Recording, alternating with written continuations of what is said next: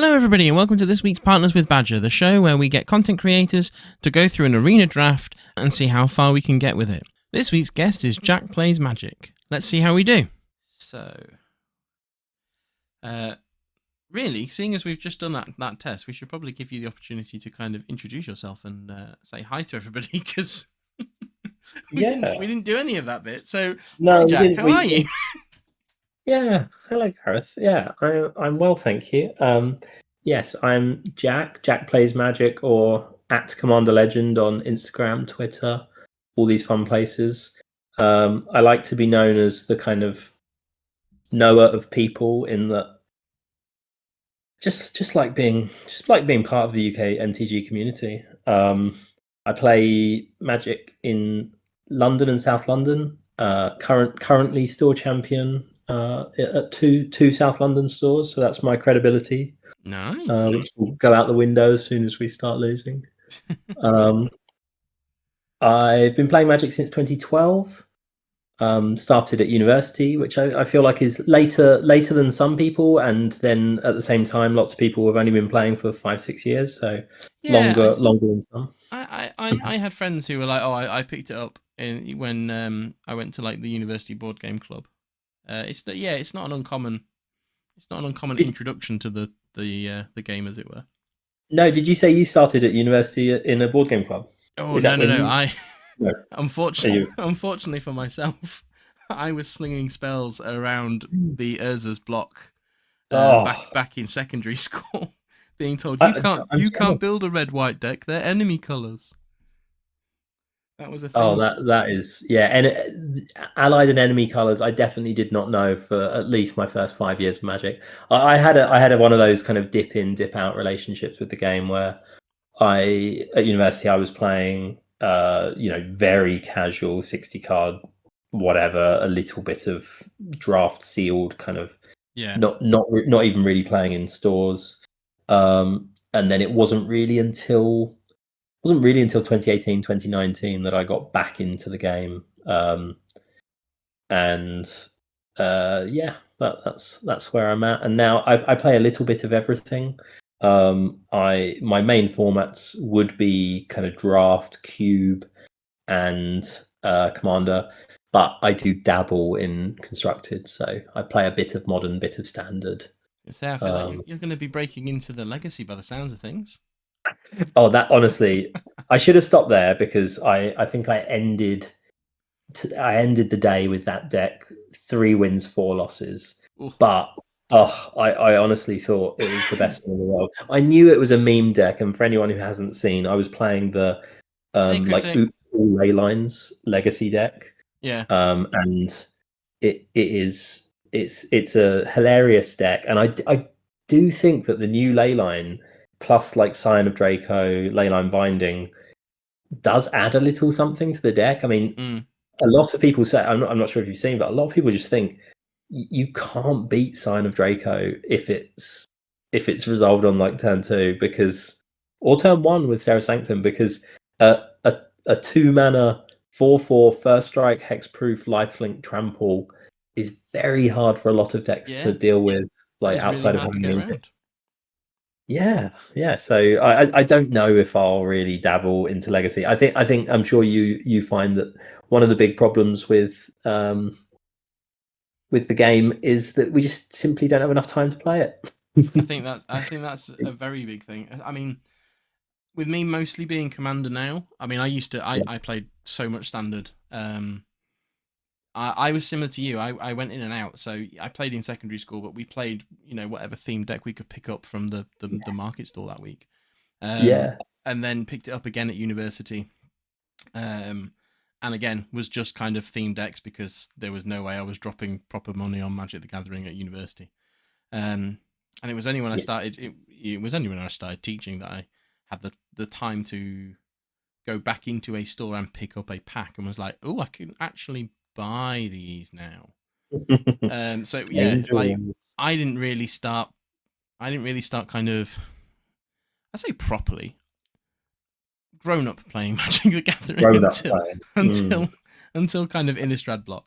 But once I dived in at Innistrad, it was that there was a lot of standard. I dabbled in modern, And then when Commander kind of took off, it was kind of like, I don't want to keep dropping all this money, and I'm gonna have to step back to have a family. So, but yeah, finding time for Commander games, they're so long sometimes. Oh yeah, of course. If you sit down a Friday night for a 2-hour Commander game, that's your night gone, and that's one game, one deck.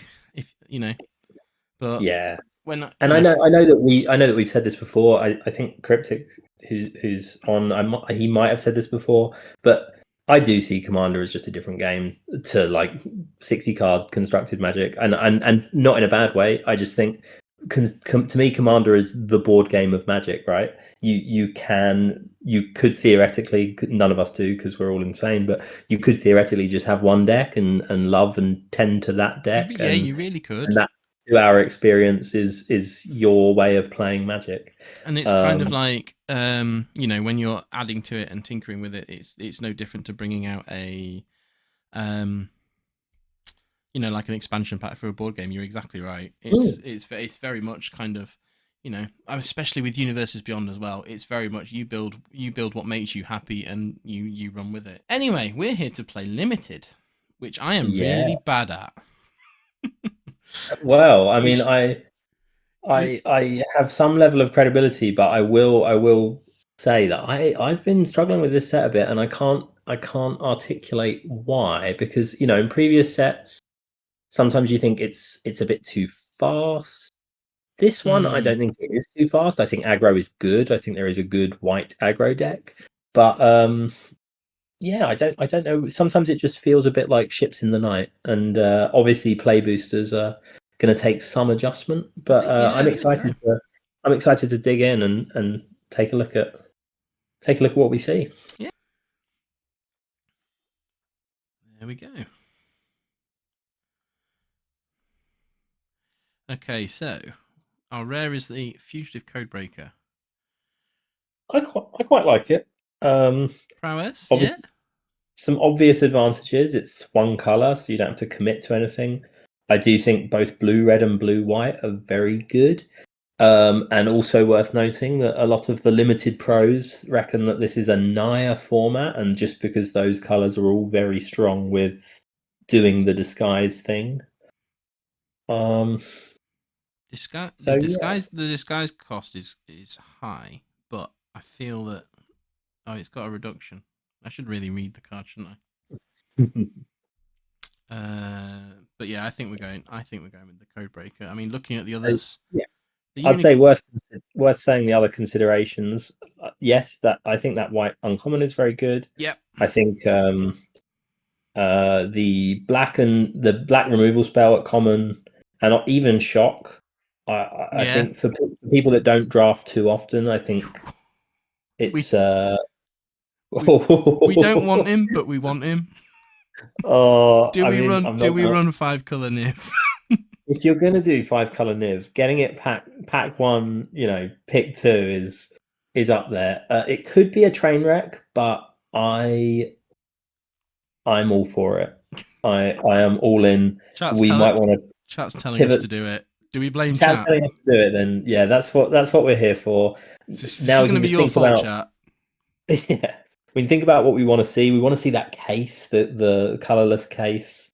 That green, we want that green card. I will say that with some confidence. Yeah. Obviously, gold cards we want to take very highly now, but fixing is one of the priorities if we are trying to cast Niv. Yeah. That colorless fixer as well is quite good, but I would be tempted to try and ground us in green. So the other colorless one, the Golem. There we go, Gravestone Strider. If we can pick up one or two of those, that's probably a nice early drop. There could be people in chat saying we should take the colorless one. I'm not saying that there are people in chat, but I could see a good argument for that. But I quite like grounding us in green to be in the best fixing color. Cryptic wants us to take the gadget or the gadget technician is very good, and again, we do want to be on 2 color cards. I would say that fixing is a priority over the 2 colors this early to make Niv actually viable. No, not the slime. Not the slime, no. And in fact, this is something that is quite sad. Obviously, the slime has been doing quite poorly. People trying to do the slime thing in limited have not done well. Personally, here I quite like either the red 1-drop or the blue common that loots. This one? Yep. Yeah, that'd be useful. I mean, the red common. The red common is good for face down stuff, and we do have that red goblin as well. But yeah, so no, that I don't even know. It's kind of like a weird creativity effect. I think we probably just want the fixer here. Yeah, I think a nice boring 2-drop, like every good limited deck should have. Yeah, I think so. Hey, Turtle. If you consider drawing one of each basic. Yeah, but Cryptic, we can, with that green fixer, we can do turn 4 Niv. Oh, turn 4 Niv. I mean, honestly, if you can have one gold card and Niv Mizzet out, then you are winning that game. So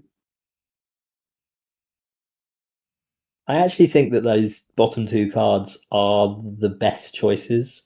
People are not very high on the green-white one, but it can be quite large. Although, admittedly, our deck is unlikely to be full of little creatures. So I'd be tempted by the red, just because it feels like we're going to be in red anyway, and it's just 2 bodies. It's just 2 bodies for 4 mana. Thinking cap, no. Bit too high, but 2 damage to a target would at least deal with some. Yeah, and Cryptic's not wrong. We do need to get these 2 colored cards in there, and I'm not super high on anything here. Yeah, I agree with you on that one. I think just throw an informant in, because I don't think there's anything. No, the 5 mana's not the deck for us. The green one's okay, but it's just not what we want to be doing. So if in doubt, disguise. This is a hard one. I don't see any of these cards really making the deck unless we end up strongly in blue or black, which at this point doesn't look likely. No, part of me does think taking the murder to hate draft it though. You don't play in pod, but you could. But murder is undoubtedly the best card here. Yeah, and you don't like. I want to reduce the chances of Niv being murdered. Yeah, absolutely. That's happened once before in War of the Spark. We don't need that again. I mean, look, if we want to go down this path, we now have actually taken 2 black cards. We could take the black Expel, Slice from the Shadows, we could, and just have another piece of black removal. And who knows, we end up in like Jund splash blue white for Niv. Stranger things have happened. I think we want the play the gold card. Play the gold card. I think we want the and again, this is why I wasn't super high on picking these gold cards early. I mean, this is one of the more mediocre ones, but could fit nicely in our Jund 5-color deck. And they do go late. Oh, that's no. We want a second Strider. I think the black card is interesting, and I think there's an interesting control deck, but not here. this is not here. Yeah. I think we're going Mask Maker rather than Slime. Yeah. Get the Caretaker, the Mask Maker, even. Yeah. I think Jund is on. Jund is on. Jund is on the table. Oh, look at that! I think I'm just gonna leave that there while we look. But yeah. I mean, honestly, the Jund, we're kind of keeping the Niv dream alive off the back of these Striders, and we're barely scratching green. But taking Judith seems amazing here. It's a really good rare. Both modes are great, and we've already got that murder. And look at what else we might get back. We could get back that gold Rakdos card. That'd be great. Obviously, another murder. Who knows? But yeah, Judith seems like a slam here.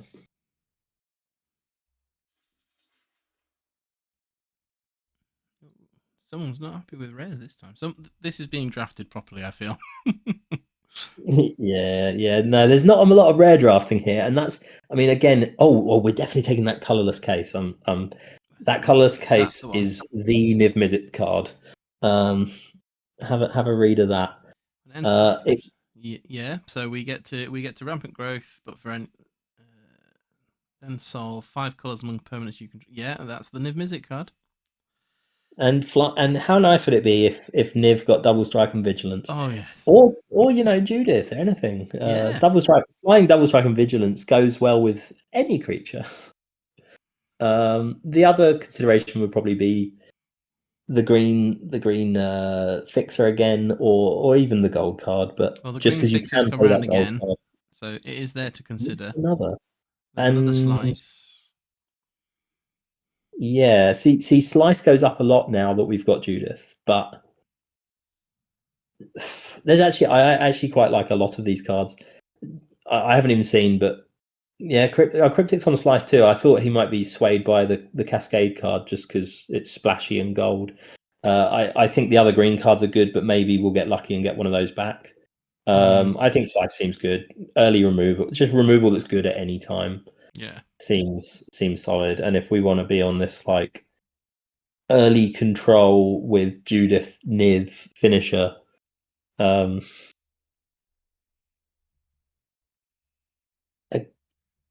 lot of good cards for us. Genuinely, I mean, there's good removal at uncommon. A Killer Among Us is interesting, especially the fact that it makes 3 different colored creatures. Please correct me if I'm wrong. I can't read that from here. A Killer Among Us, the uncommon with the Murphocon. Does it make 3 cards of different colors? So one white human, one blue merfolk, one red goblin.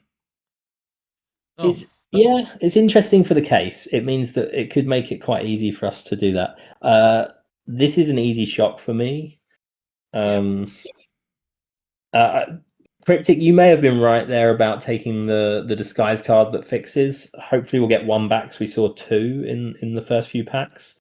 I think A Killer Among Us is basically interesting because it goes well with Case of the Shattered Pact, and it's a bit silly, and we've got this kind of silly backup plan. I think if we were playing this straight, we'd probably just be committing to Rakdos at this point. I think the morph here, it's a bit big and dumb, but you can cast it just off red. So if we end up with a very light green splash, then it's still castable. It's still flippable for 6. I don't really think that we're going to be demanding too many answers, even though that is my favorite art of the set. It is quite pretty. We've got another informant. I mean, I really like the black-green one. I think there's just so many clues and miscellaneous tokens. Again, I think it's probably the best card in the pack. That other green one that makes a 5/5 is not bad. Yeah, why not a Crocodile? Why not? Okay. I think the blue, both the uncommons are very good in the blue-red deck, which we're not really in. Yeah, Cryptic's thinking what I thought, which was the novelist was. That we're not really investigating. I'm not really sure. Is true. I'm not. Yeah, I think Jun spells. Yeah, sure, but we don't really have any ways of even creating a single clue. I'm not. I don't really think any of these are likely to make the deck. Yes, I hate it when it does that, when you like don't click one pick. I'm going to click Bubble Smuggler because there's nothing else we want in Bubble Smuggler. Yeah. I don't think any of those are making the deck. But no, Cryptic, I agree we're on Jun spells. And I think we've got to take the fixer. I think again, we've got enough gold cards, or we've already got a bunch of gold cards. We're going to see more in pack 3, and we can probably do better than the giant ones. Right. For anyone, I think the 1-drop's good.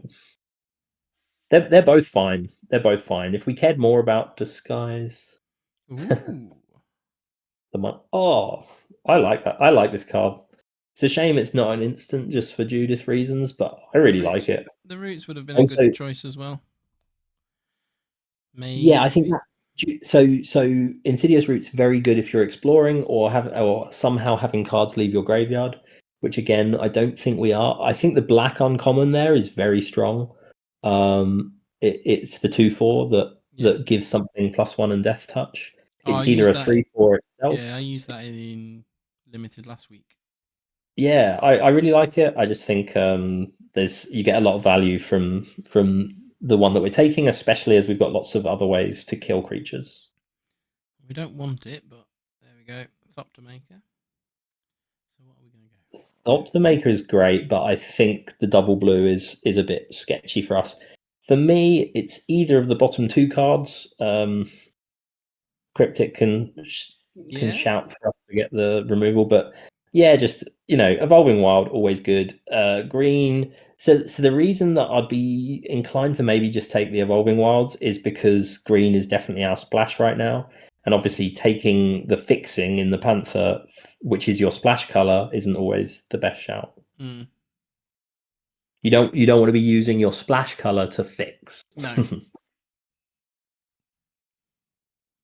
got another one down there. We've also got Field of the Dead. What? Yeah, that's. I mean, in paper, you'd take the Field of the Dead just because it's beautiful. You would. There's also in this, Past. In this, it's probably the Thoroughfare. I think I'd be on the Thoroughfare. The gold, the blue, the Dimir disguise card is good. I think Shock or the Dimir disguise, there'd be arguments for either. But as we are going down the crazy Niv Mizzet, if we weren't doing the crazy Niv Mizzet thing, you would take the Shock. But as chat have requested, Niv, I'm doing our darndest to make it castable. Long Goodbye seems great here. It's one of the best removal spells in the format. Yeah.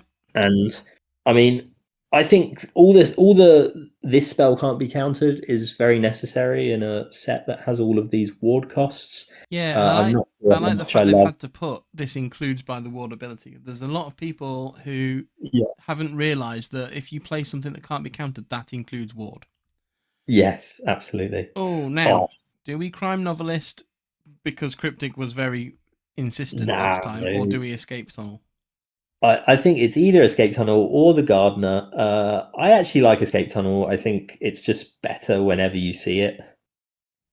Yeah, even Cryptic is saying we don't want the novelist now. And Cryptic, like, in a I think either of those options are good. We'll be happy with them. We'll have the green, I'm sure.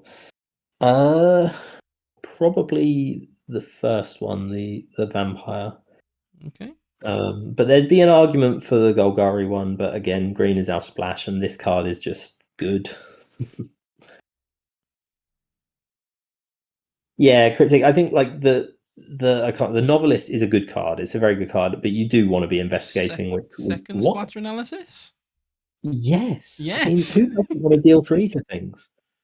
Okay, I really like how much removal we've got in this deck. It's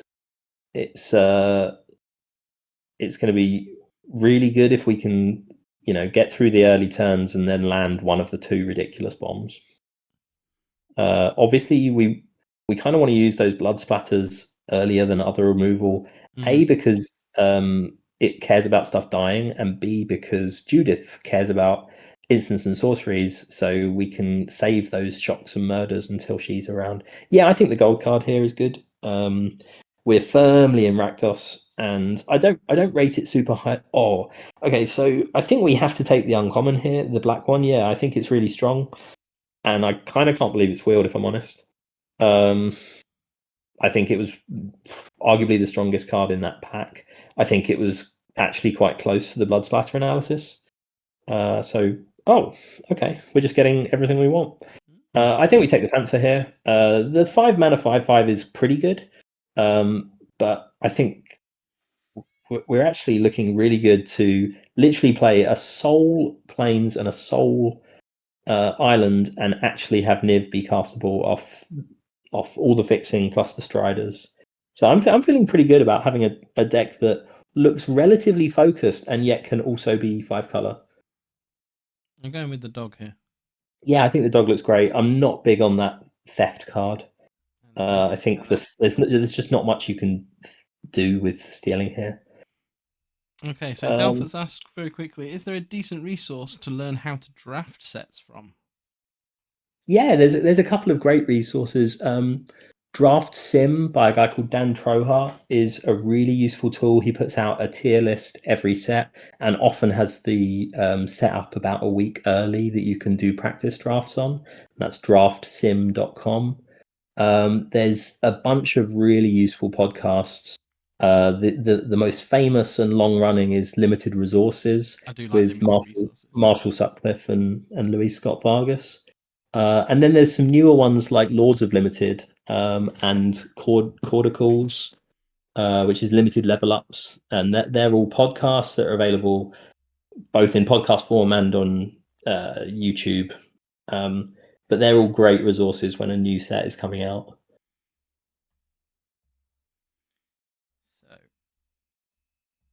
So you enjoy the pretty lights and nerd talk, Turtle.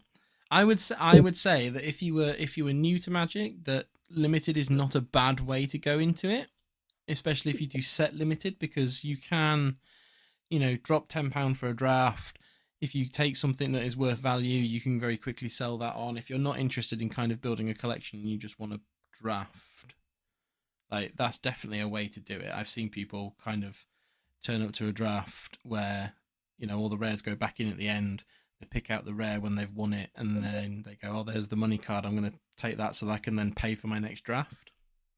It's definitely a way of playing a format of Magic the Gathering in a way that doesn't hurt your wallet as much. Wizards don't come for me.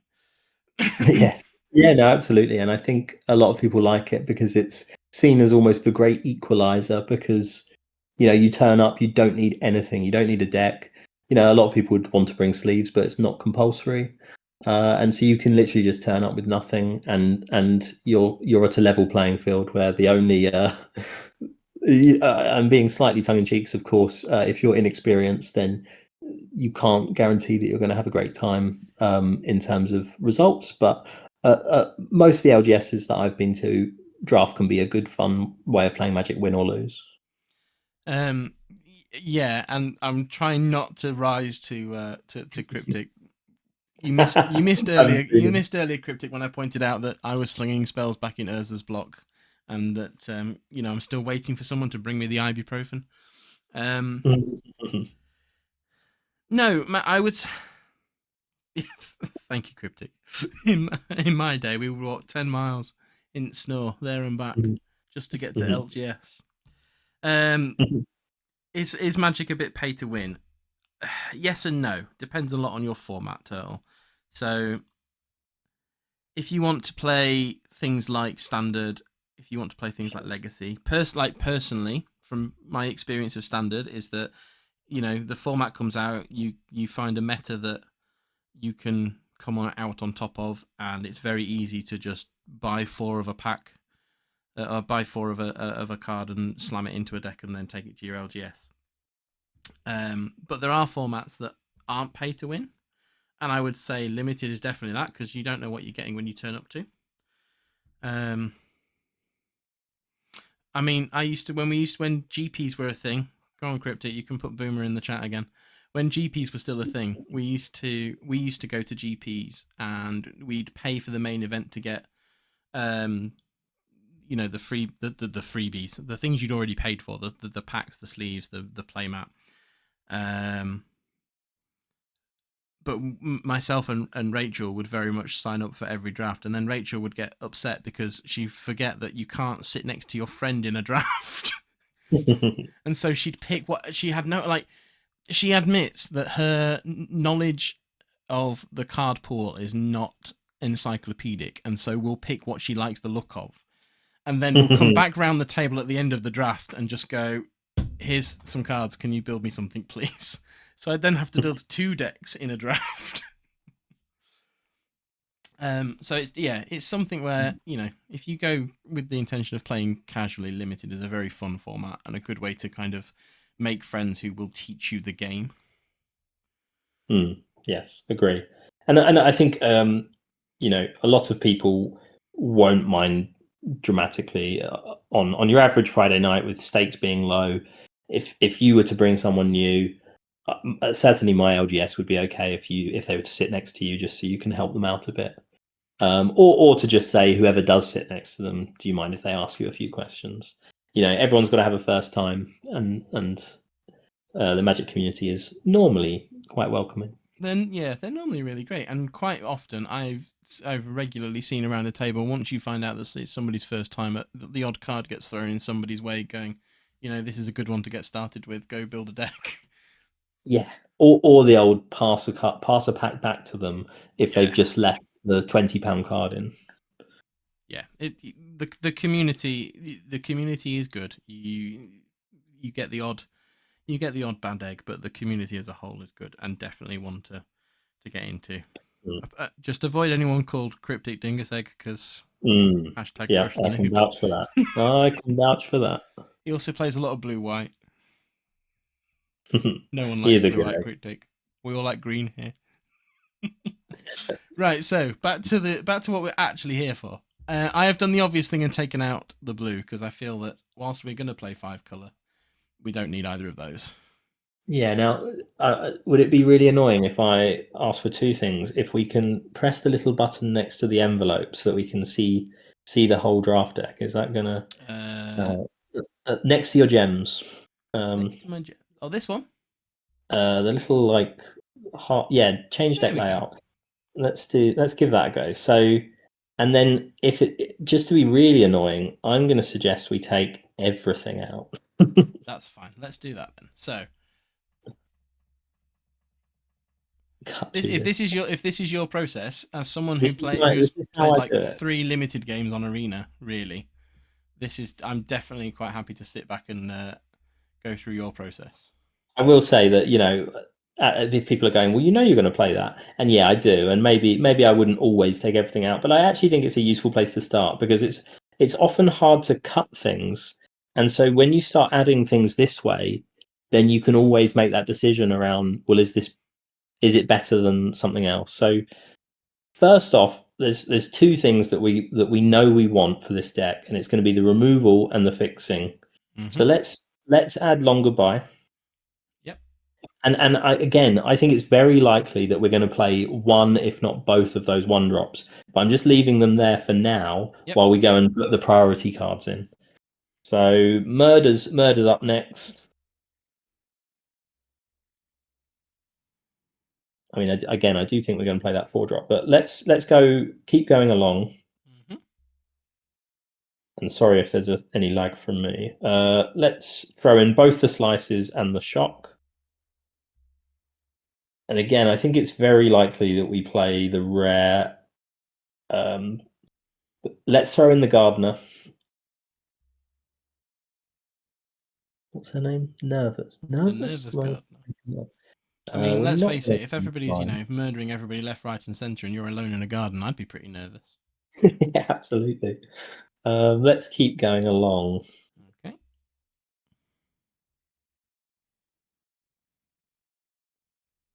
So I think it's possible that we play both of those fixing cards, but let's put one of the fixing cards and the Panther in. Okay. And then let's put both Blood Splatters and Judith in, because we know we're going to be doing all that shenanigans. I think it's very likely that we play both of the Informants, but for now, let's just keep going along. So we know we want those 2-drops. Yep. We know we want those golems. Let's chuck in Niv, chuck in both the lands and the case and the 2 Striders, and see how many slots we've got left. Okay. So we're at 32. So we've got 8 cards left. And so this is kind of my process. And now, if you look at this, it's like Arena knows. There was no way we ever wanted more than 1 white and 1 blue. We've got a number of ways of getting them. We've got the land that can be either white or blue. We've got the escape tunnel that can go get either white or blue. We've got the Panther and the green sorcery that can get them. And of course, we've got the 2 Striders and the case. We've actually got so much fixing. And if you look at and the gardener. So even though we're only running 1 plains or 1 island, we actually have 1, 2, 3, 4, 5, 6, 7. We have 7 other ways of making those colors, which is just really impressive. And I'm not going to lie, I'm a massive fan of splashing colors in Magic. But what we now want to do is really hone in on 2 colors. And so obviously we expected that to be red or black, but it could end up being black green. Just looking at where we're at, we actually are quite strong in. We've got quite a lot in black green, so I'd say we're probably black green or black red. So now we can probably go back to the black and red cards, and just work out what makes the most sense. So black looks really strong to me. I think black is the strongest of these colors. So I would now put in the 4-drop, the leech, and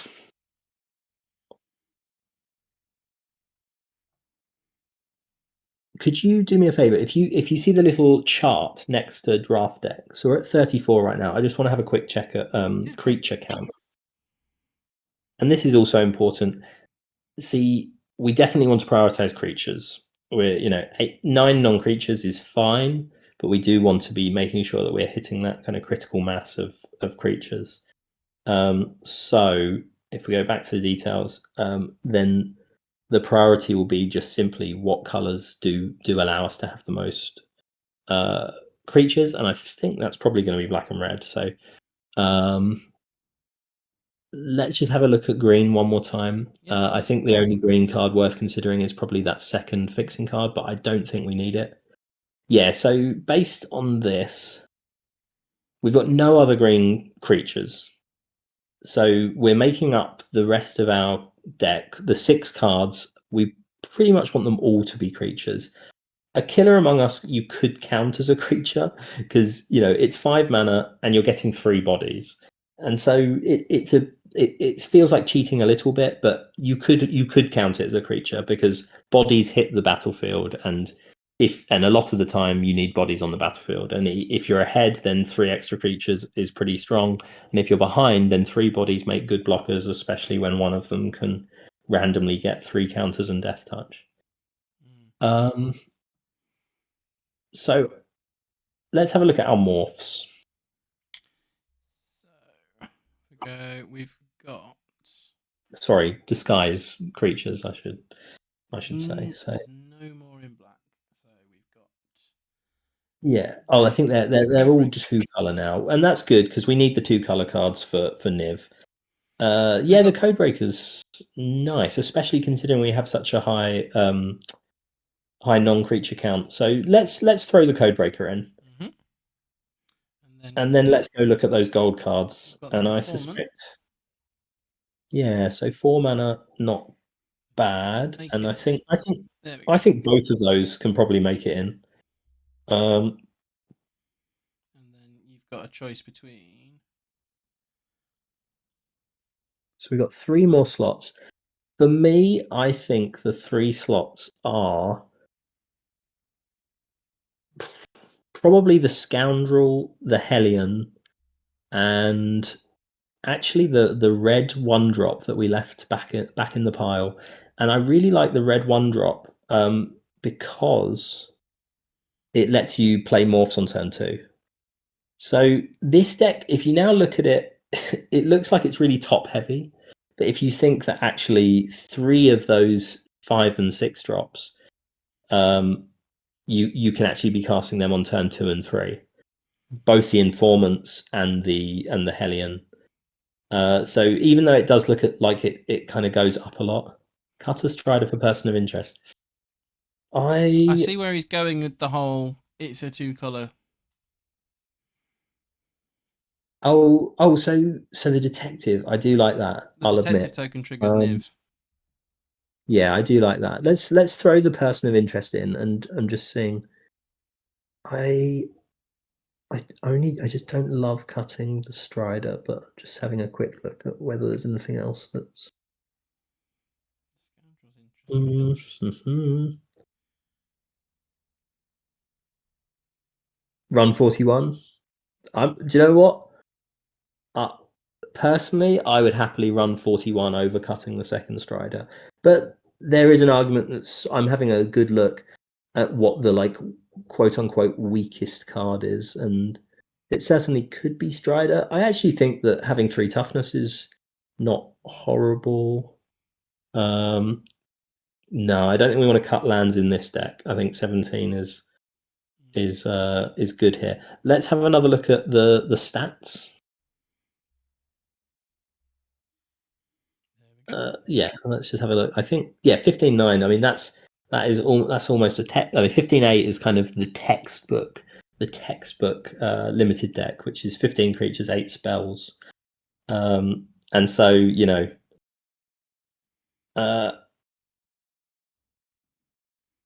I'm happy to defer to you, Gareth, on whether you think we either play 41, we cut one of the Striders, we cut something else.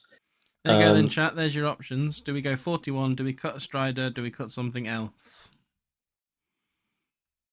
We let you, you drove us down the Niv Mizzet route, so let's take some advice from chat. And also, I just want to look at how beautiful. And when I say how beautiful this deck is, I'm basically saying how consistently we are going to be able to cast Niv Mizzet if we draw him, just because the fixing is so good. We'll take a screenshot for you, Jack. Don't worry. It's my kind of deck. And Cryptic, I was initially swayed by you saying you'd play another They Went This Way, but I do not think we want to be adding another green card when we've kind of made the decision that black and red are our main colors. If you have a look, the earliest we really need green is They Went This Way. Even the Gardener, which is obviously a 2-drop, can be cast on 3 as a disguise creature. So we and again this with the Scoundrel. So apart from They Went This Way, we could literally play this whole deck just in Rakdos. If you look, like, you can cast up until the Panther, you can cast everything off black and red apart from They Went This Way. Because obviously you can cast the Gardener face down and you can cast all the other morphs face down. So that's why I would against playing another They Went This Way over a Strider, just because again you're using your splash color in the 3 forests to fix.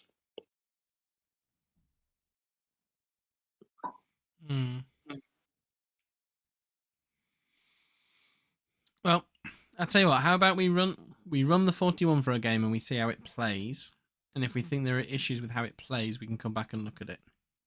Yeah, let's do that. And Cryptic, you're not wrong that we do have a lot of removal, and so I think for me the Strider is less in there as like a curve filler. It's more in there as those Striders can really help if you want that 5th color. It's basically just for Niv. Okay. It's just one Strider gets you there. All right. We're pretty good on color. I like it. We've got a 2-drop and a 3-drop. We've actually got a 2-drop and 3 3-drops. Obviously, drawing a green here would be great, because drawing a green here means we can cast every card in our deck. I like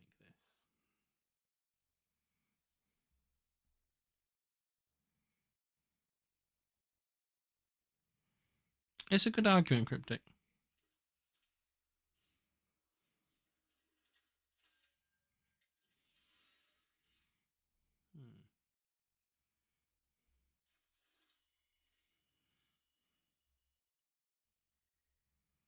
Somehow rotated the screen.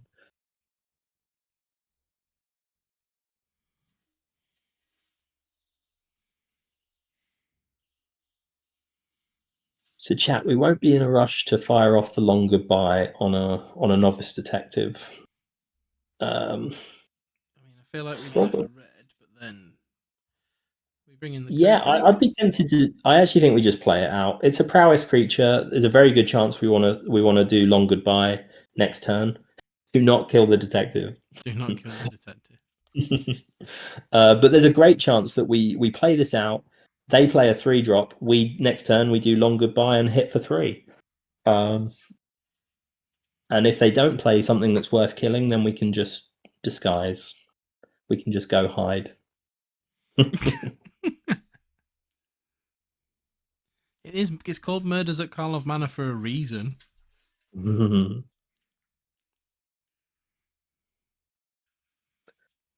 See, that creature, while not amazing, it's probably worth us killing.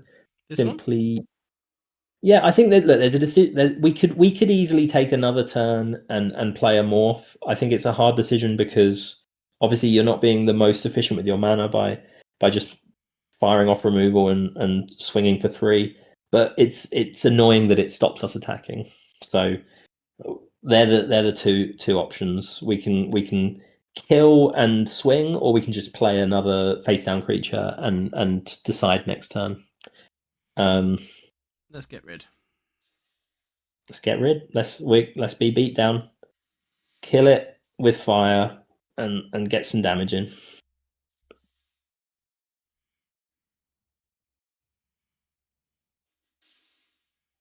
Oh, they're looking all around, looking for answers. That's what we like to see.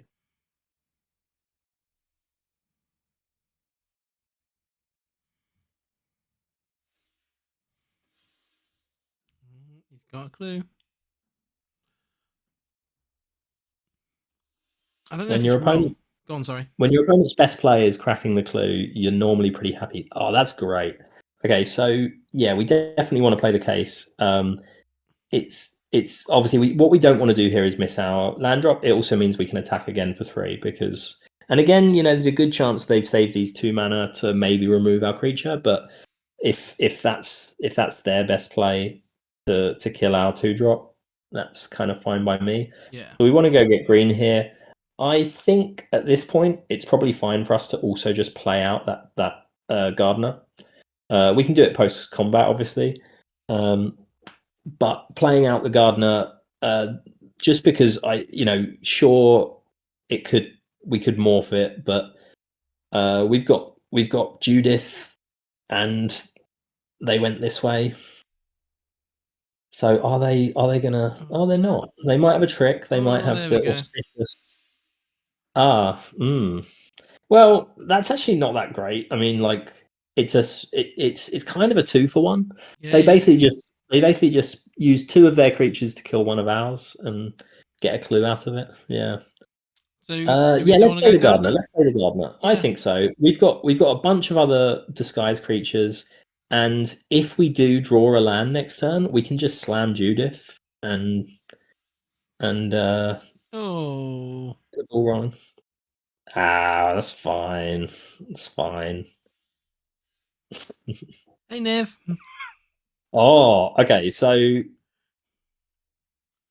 don't want to get too excited. I think we just Tony Stark's just going to sit there for a little bit longer. So I do. Obviously, there's a good argument. Perfect. Yeah. Like, we can obviously slam. What's Niv hexproof from? Is it from multicolored? So I mean, white and black obviously have great ways of removing Niv. So there's a lot of arguments for us to just play slow on Niv to. Yeah. So chat. Yes, obviously, if we'd saved the Gardener, we could have morphed the Gardener this turn instead. Are we going to go look for a land, Jack? Yeah, let's do that. I think looking for a land's really nice here because we can go get the island that we need, and it also means we can crack the clue on their turn, just to really be mana efficient. So the big decision for us is going to be whether we start morphing creatures before we play Niv, because really what we want from Niv is to hit while we control a multicolored creature. Ends tap, of course it does. Cryptic, yeah. So yeah, let's grab that island. So I think what we would probably do is just hit them in the face. There we go. So of course, in limited, there will always be a chance that we play Niv and Niv gets immediately killed. The highest upside is to play Niv, then the turn after play one of the 5-mana Rakdos cards, and hit them in the face with Niv. And the fact that they have one card in hand, I'd be very tempted to swing first, go get some combat in, and then just slam Niv on second main.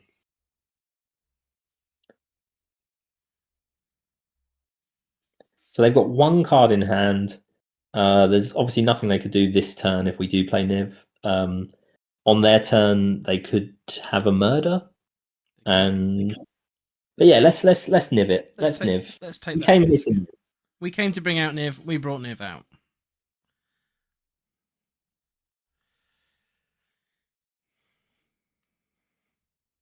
The question now, my friend, is: are you going to be scared off by the big dragon?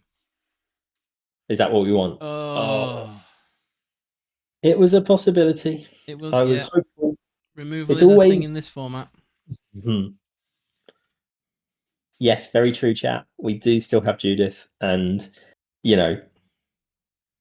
Okay. So I would actually be tempted to just play one of the informants face up. It basically turns off their attacks. Yeah, I think it's good. They literally can't attack. I agree, Cryptic. We do currently have no payoff for Judith, so there's little reason to play out one of your best cards that you then can't get any value from. It's just going to sit on the board otherwise. It's just going to sit on the board. You're not going to block with it. And so here, they could theoretically put the thinking cap on and swing. I think we'd be fine double blocking. Oh, wait, that's not a thinking cap. It's a magnifying glass. Sorry, chat. I'm watching this on my phone. But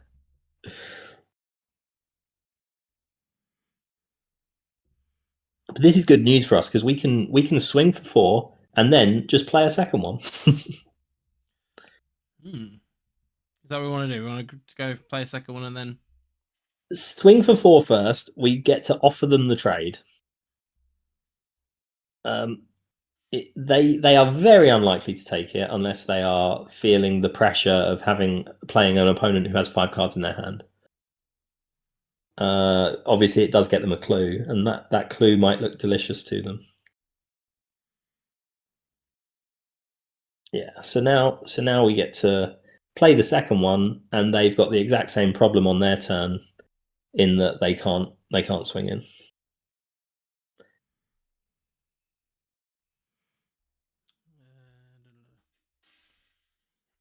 and just play the second one as is. Cryptic's getting stressed out by me being distracted. Yeah. There we go.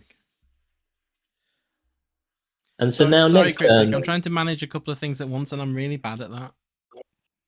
Pro streamer. Now we're in a very strong position because if they don't play a creature here, you could literally swing all in, and if they want to block the 2/2, they're taking 8, and it means that if our 2 creatures die at any point, they do lose. Now that they've played a creature, that's a lot less appealing, but I'd still be up for swinging both of the informants in.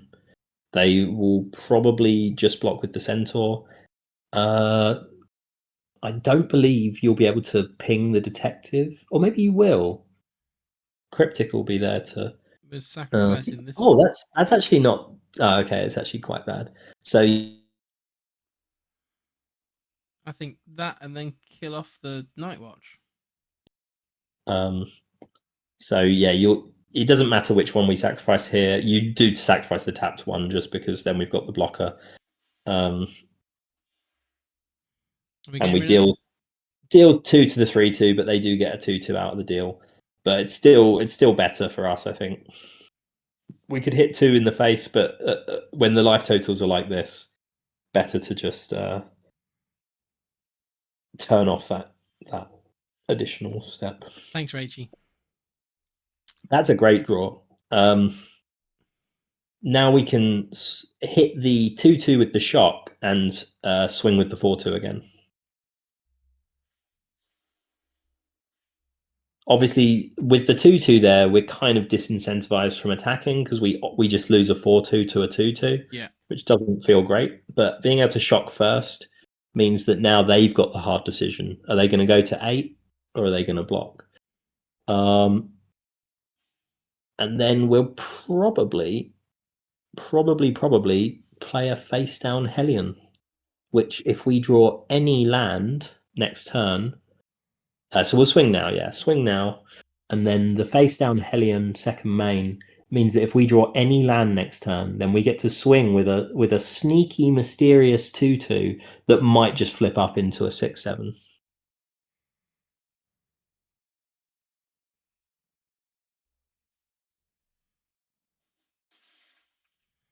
Yeah, Cryptic, I agree. I would not have attacked had we not drawn the shock.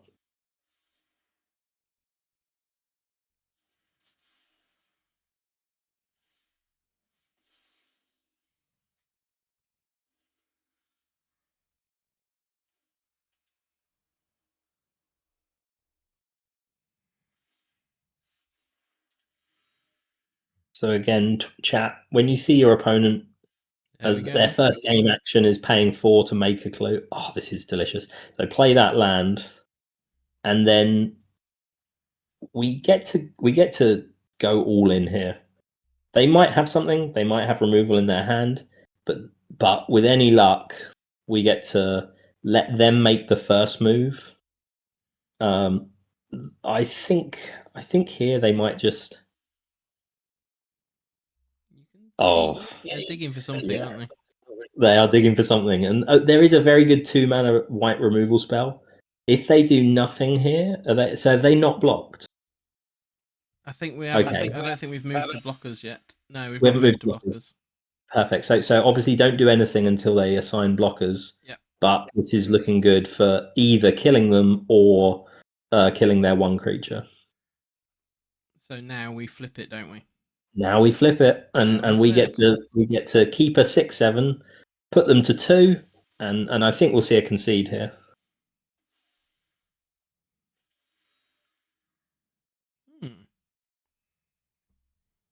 Everyone looks at their card.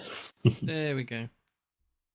Yeah, good game, Gareth. That's well, thank you for that one. Yeah, I think that was smooth sailing for a first outing. I think we're all right with the 41 there, Cryptic, don't you? Cryptic's laughing because we never even cast it. This is true. It sat in our hand. It sat in our hand for 5 turns. Cutlass Rider. I'm fine either way. It's obviously any limited pro will tell you that playing 40 cards is better than 41. You will see your good cards more often. At the same time, I would challenge you to find someone who plays limited a lot that honestly says they've never played with more than 40 cards. And in fact, the last time I played with Cryptic in a limited draft, Cryptic, go on, put in chat how many cards you think you were playing in our Modern Horizons 1 draft. Right, let's look at this first. 49. My MKM pre-release was 49. So this is not a good hand, and yet it's probably keepable. True. Do we risk it because we've got the ability to get colors we want? Yeah, I like it. So obviously we lead on Escape Tunnel because otherwise we'd sacrifice Public Thoroughfare. So it means we're taking 2 turns off. We've got to think carefully about what we get. I think we almost certainly have to get black first. Basically, if we draw a 3rd land, we are in very good shape. If we do not draw a 3rd land, we are in very bad shape.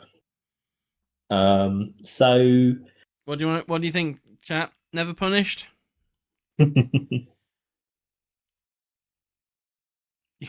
Yeah. No. We do get swamped from tunnel. Yeah. Do we keep the hand? Do we keep the hand? I don't know how brave I feel. I may need like chat to egg me on here. All right, Cryptic's telling us like I can blame it on Cryptic now. Yeah, now exactly. Now that we can say, well, there's no way we'd have kept it. Snapkeep, yeah. So there we go. We bring out the tunnel. No basics. So chat. I'm trying to think. Would I be more or less likely? Obviously, if we had been on the draw, would I be more likely to keep because you're more likely to see the third land, or less likely to keep because we're basically doing nothing while our opponent is on the play and just doing stuff? Sorry, just musing out loud. Oh, a fellow man of culture or woman. Ugh. Right. Mm. So that's going to go tap. Yeah. So the good news is we do have kind of two things we can do next turn, regardless. Although we're very unlikely to be picking off some X1. That said, I think it's the Scoundrel, but it could be the Hellion. The Scoundrel for me is the weakest, but the Hellion is very far away right now. So maybe it's the Hellion just by virtue of being. Oh, Cryptic's on 100% Scoundrel. Okay. I suppose Hellion is our end game, whereas Scoundrel is just. Yeah, Scoundrel to me is the weakest card there. But obviously, sometimes you do ditch the 7/7 drop because you're struggling on lands. Like so. So this is a hard one because getting the land from the That's Gardener. Doing nothing anymore, but we want to get the land from the Gardener. Yeah, I think we just ignore everything and we just pass. And we said this. We knew we'd be in a bad spot if we don't hit that third land. And I think for that reason, we got to kind of keep the Gardener dream alive to morph that Gardener on turn 4, 5.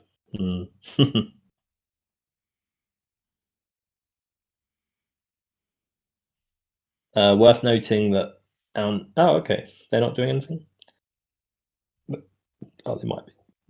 Worth noting that if they do play a disguise creature, we might want to consider slicing it instead of Gardener. But there we go.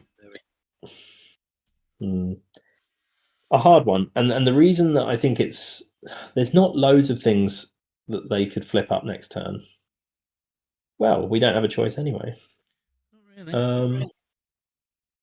So here, I mean, arguably we play the Gardener because it blocks the disguise, but it does feel bad that we're falling behind on the lands. But we might have the luxury to wait. So yeah, I think this is the right move because now if when we draw that land, we're less concerned with playing the disguise. We're more concerned with murdering. We can murder and we can also slice. We can slice down any disguise creature. Yeah. So I mean, one of the complicated things in this set versus other sets is that when you're looking at these disguise creatures, you have to think about what they might turn into. Obviously, we've got quite a few of the Rakdos coloured ones, but if they have a second red mana, then that suddenly means they could have a Dog Walker, or they could have the gadget guy that Cryptic liked, which I actually quite like, the 3/2 that makes a 1/1. And so that adds a bit of complexity to this draft format because you have to be constantly thinking what they might have face down. That is quite nice, apart from the fact that we don't want to go and get a black, and that means we won't be casting any creature this turn. But when the only other one was a leech, I don't think that's the biggest problem. I reckon we go and get green here instead of red, just because it doesn't really matter. Having that thoroughfare means we can pretty much cast everything. Yeah. Not sure what they're looking to do on the swamp. Yeah.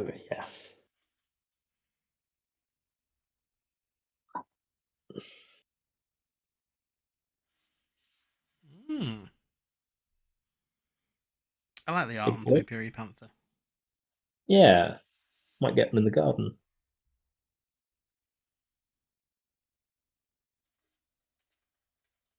Well, I'm not going to lie. The fact that they were already on 4 lands seeing that Panther go to the bin. Ah, okay. Yeah. I think the new plan. Oh, well, the new plan is not murdering, is it? We exiled something. Okay. It's not a great. Oh no, it's not a great plan.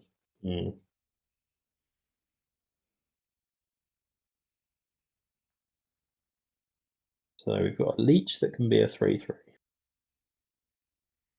I actually think that the plan is to play one of the face down. I think the plan is the Hellion. The Hellion is now a dream that is too far away in the future. So what we're going to do, we're going to play the Hellion face down. Is unfortunately, it's going to be cannon fodder. It's going to be cannon fodder. The decision is whether we try and trade with the 2/2, which is looking very sketchy right now, especially if they play a land, because that means that they might have their own Hellion or something very large. I kind of think we're going to have to block the 2/2, because the 4/4 is obviously a known threat, but the known unknowns are concerning. Hidden information. So the reason that we've thrown the Hellion in the bin here is that it means we can murder the 4/4 next turn, and we'll have the evidence in the bin, which we didn't have this turn. Yeah, and doesn't feel great. There's only one. There we go. Yeah. Oh, actually, that's not that horrible. It's not too bad now. Oh wait, does it become a 3/3? Oh. Yeah, it does. Oh, it becomes. Oh. Okay. That Yeah, that's. When I thought we were trading, I was very happy with that. So I think we've just lost this. I'm afraid. I'm just having a quick scan. 1, 2, 3. Yeah, I think sadly, our own hubris has taken us down on that sketchy keep. But we can murder a 4/4 but die to the other 4/4. Sadly, we can't play two. Well, we can play two things, but not two things that are useful. Because we could play the morph plus a 1/1, but then we're just chumping two creatures. So there's even though we can theoretically survive another turn, there's little reason to do so. Agreed. Let's kill a 4/4 and lose to the other 4/4. At least there's less there's less minus numbers on the board. I like that.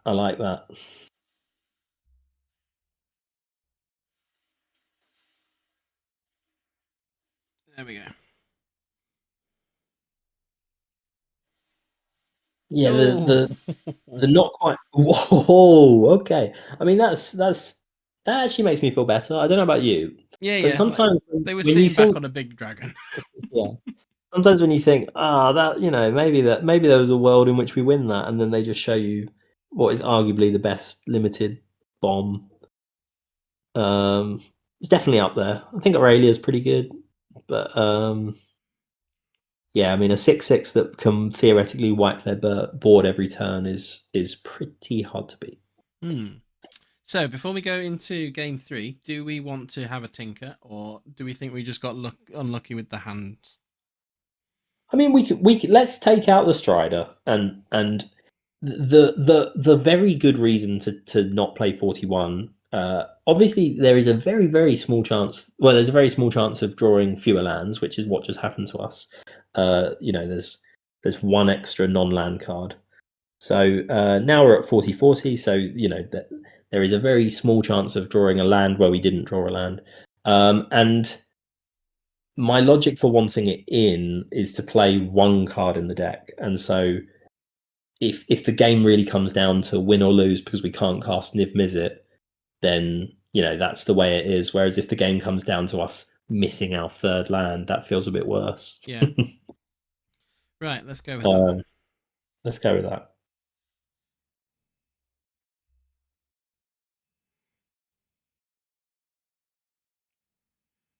And chat, Gareth, I'm not sure if you have any clever ask a question of chat, but if they can, I don't. Otherwise, they have to put their prediction for how we're doing. I reckon this deck can get to 4 wins, but And four wins is my happy place because 1,400 gems on a 1,500 spend plus the packs and plus all the cards you opened is always pretty good to me. They're doing it to us again. So let's have a think. I actually think this is more keepable, and I'll tell you for why. Mm-hmm. We've got a turn 1 play, which is the leech. We've got a turn 2 play, which is just playing the thoroughfare. Obviously, ideally, we would then draw a land and play a disguise. But if we do not draw a land and we just have to play the Mask Maker, it means that we have a very good chance of being able to play a disguise, regardless of if we hit our third land. I can also see if you think, look, we've just been stung, let's not do it again. We could go to 6, but do you know what? One time it's going to work for us. One time. So 1 swamp and 1 leech. Who knows? Maybe dropping that leech is going to scare them off turn 1. That could be it. I actually really rate the leech. Like hitting for 2, being able to make it a 3/3. See, now things just feel great. So I think we don't play the mask. I think we just play the thoroughfare. Yeah. Yeah, I think we do. Wait, is this a tap and art? Yeah. Let's just do the thoroughfare. What could happen here is we could Milniv Mizzet, but you know. What did we mill? We milled the leech and we milled a strider. Okay, fine. Not the end of the world, but not the end of the world. Although we can get the strider back, I think. You can exile something from their graveyard, which can be useful if they're doing any sort of explore evidence shenanigans. Oh, okay. So this looks great. I mean, we can probably play the scoundrel. I don't mind either way whether you want to swing with the leech. We're not a deck that can get things back from the grave. But equally, we can't block their 1/1 because it has menace. So, yeah, don't mind either way on whether we swing, and then we'll just play a scoundrel. Do we not want to swing? And if they do block, yeah, buff it. Yeah, we could do that, couldn't we? And then they are very unlikely to block, I would say, for that reason. Yeah, I agree.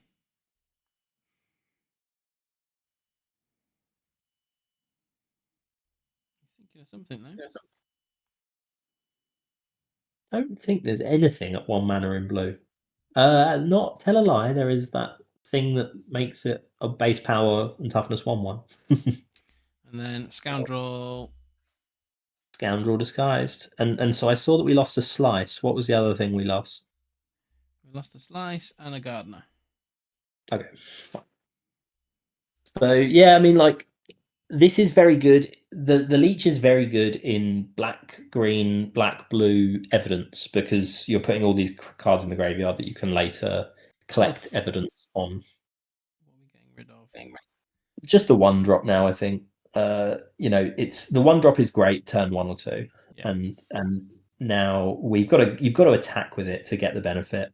I just don't think we care that much now. I actually find that that 2 mana exile a card is so annoying. Yes.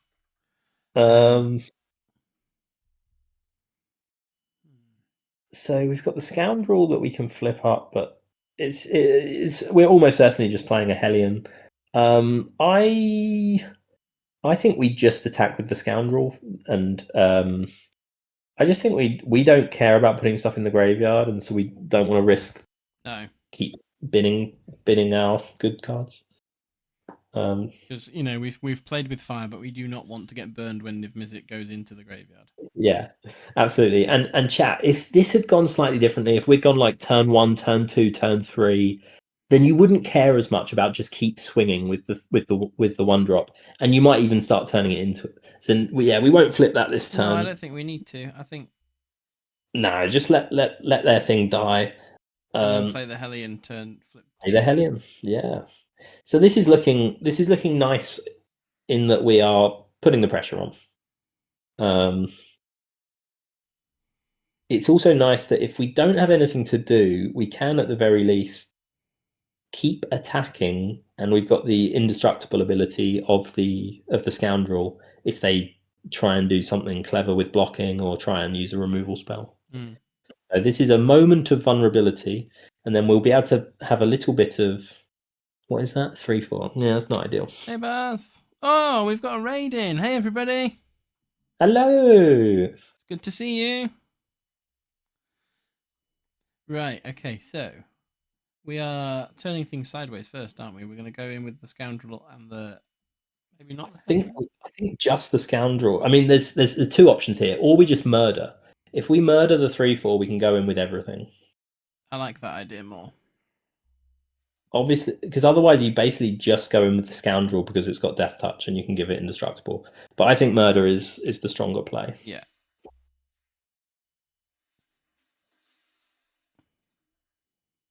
And then because we don't want to go in with. I think. Oh yeah, we can leave the leech back, I suppose. But yeah. Ooh, feeling the pressure. See, it's interesting when they block a disguised creature that cannot be flipped, because that's obviously that's just pure protection of their life total. Yeah.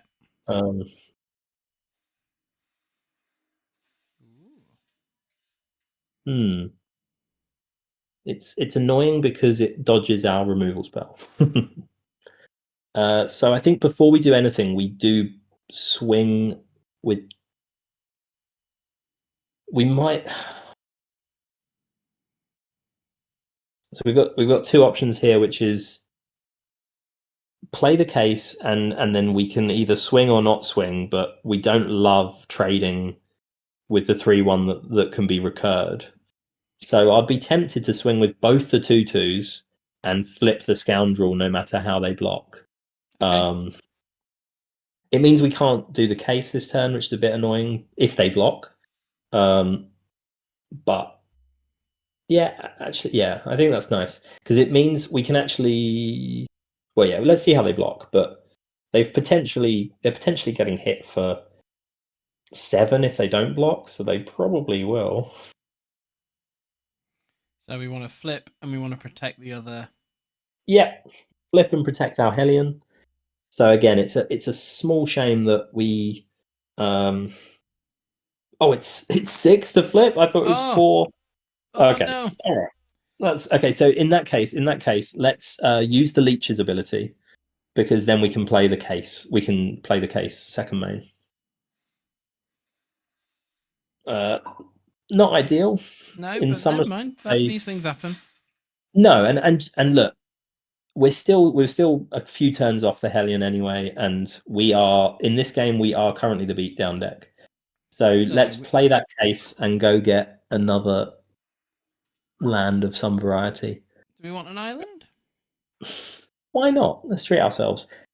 Getting an island or plains does mean that if we do draw Niv, we can cast it, and we can pretty much cast everything in our deck off what we have. So that we've got nothing that needs that many pips, and we've got all the colours, so we can play the island and pass.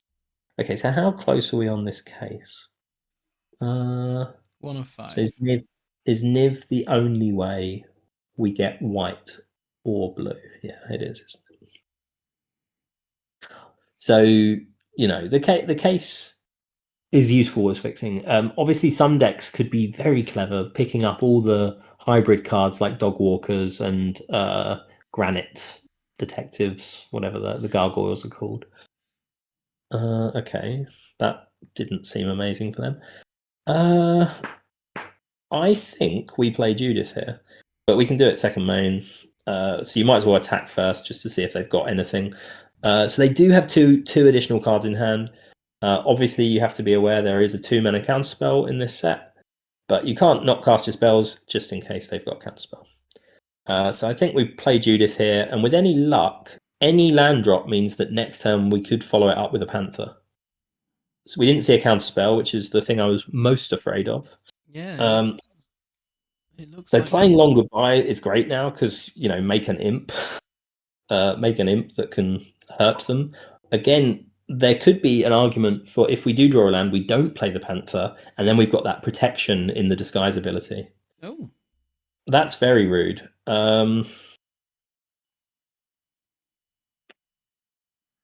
Okay. Let's play the So land. it's a 1/1. So play the land, and then I think we have to attack with both. Is that bad? Is that bad? Okay, if we swing with both, well, there's no way we're getting Judith back. So there's two. We've got two options this turn, which is play a 6/5 trampler and hope that they don't have more removal. The other alternative is, and then basically not swing, or swing and know that they might trade, or we swing with everything and we can flip up now because we've got the 6 mana, so we can protect what if they do block and not lose any of our 2 creatures. So that could be the best option. Let's see what they do, because they might want to keep. They might keep Judith. Well, they might. I think. I mean, Judith is a very keepable card, so they probably know that we don't want them to untap with it. So we're flipping, yes. We're flipping. I think we have to. I mean, it gets rid of their very annoying death touch. That if they have a single instant or sorcery, it's a really big swing for them. We still haven't milled Niv Mizzet, so we haven't milled Tony Stark. Yeah, sorry, lads. We're going for 5-color Tony Stark Niv Mizzet. This was all Cryptic's fault.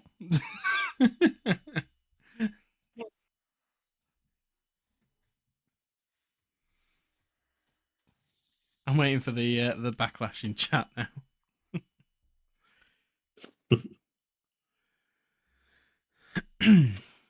Okay. 3/4 is annoying only because it doesn't actually turn off our attacks. We can still swing with the Scoundrel if we think that's an attack worth doing, and then just follow it up with a Panther. So I think we probably do want to put the pressure on and swing with the Scoundrel.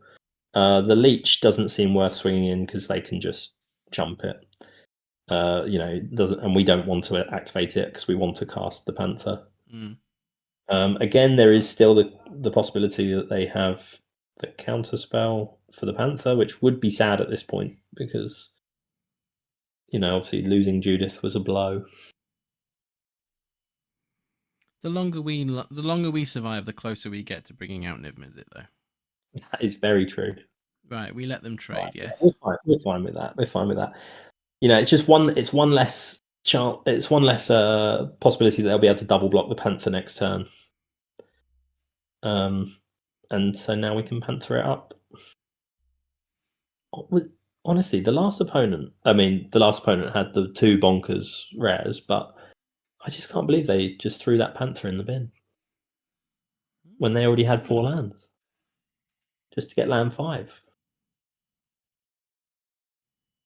Okay, so they've got 7 mana. We know they've got a 4 mana 3/3/1. So there is a good possibility that they can put down a double block. Although having 1 toughness on their 4-drop is quite nice when you've got a trampler. Even nicer when we've got an instant speed removal spell with a trampler. Best case scenario here, they play 2 creatures, one of which is a 4 mana 3/1. If they play a 4 mana 3/1, any 3 mana creature, the dream's coming alive. Then we do basically win. There we go. We do win. This is a win. So now you swing with both. You can play your land first. We swing with both. They probably double block. If they don't, they do actually survive, but I would be surprised if they don't double block. And now we get to instant speed, kill the disguised creature, and activate the Leech for the win. This is me predicting. Oh, they have not fallen for the trap. No, they're spreading the love. They are spreading the love. Ooh, suspense. So now we're long goodbye. Oh. They did it. So now we get to do that. So it doesn't matter how you order it because Trample's going to be the win here. So let's fire off a long goodbye at the morph.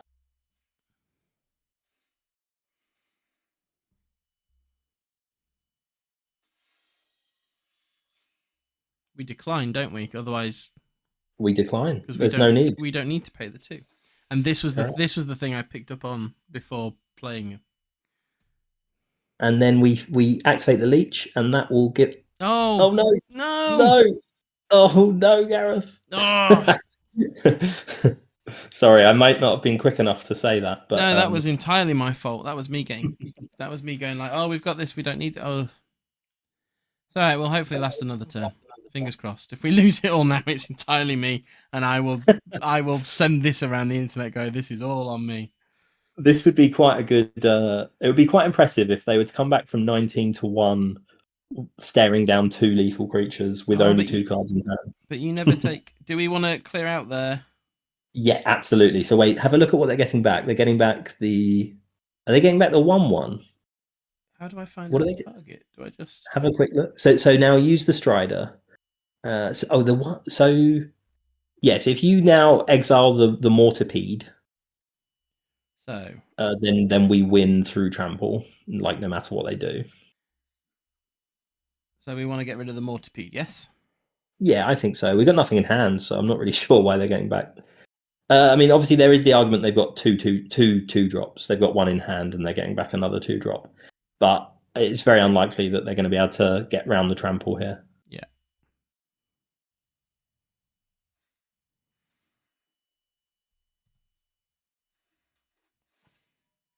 I'm trying to think if there's anything at 2 mana that can save them. Can't think of anything beyond maybe that spell I mentioned earlier, the 1 mana blue one, that could save them 1 more turn. Although that would seal it. You might as well do that. Now it doesn't really matter what they've got in their hand, because if they had that 1 mana spell that turn something into a 1/1, then they would still lose to the 1/1 Panther. He's got something, or he's at least reading it. I'm intrigued. I'd like to know. Yeah, I'm intrigued now. Or is he going to do that thing where he's just going to time it out? Yeah. Oh, when I first started playing Arena, this did put me off. People who would time it out. Oh, there we go. It was behind the mask. He makes a 1/1. So yeah. But that wouldn't have actually saved him, because he just makes a 1/1 and then blocks the other 1/1. So he was still dead either way. I'm not sure what his master plan was.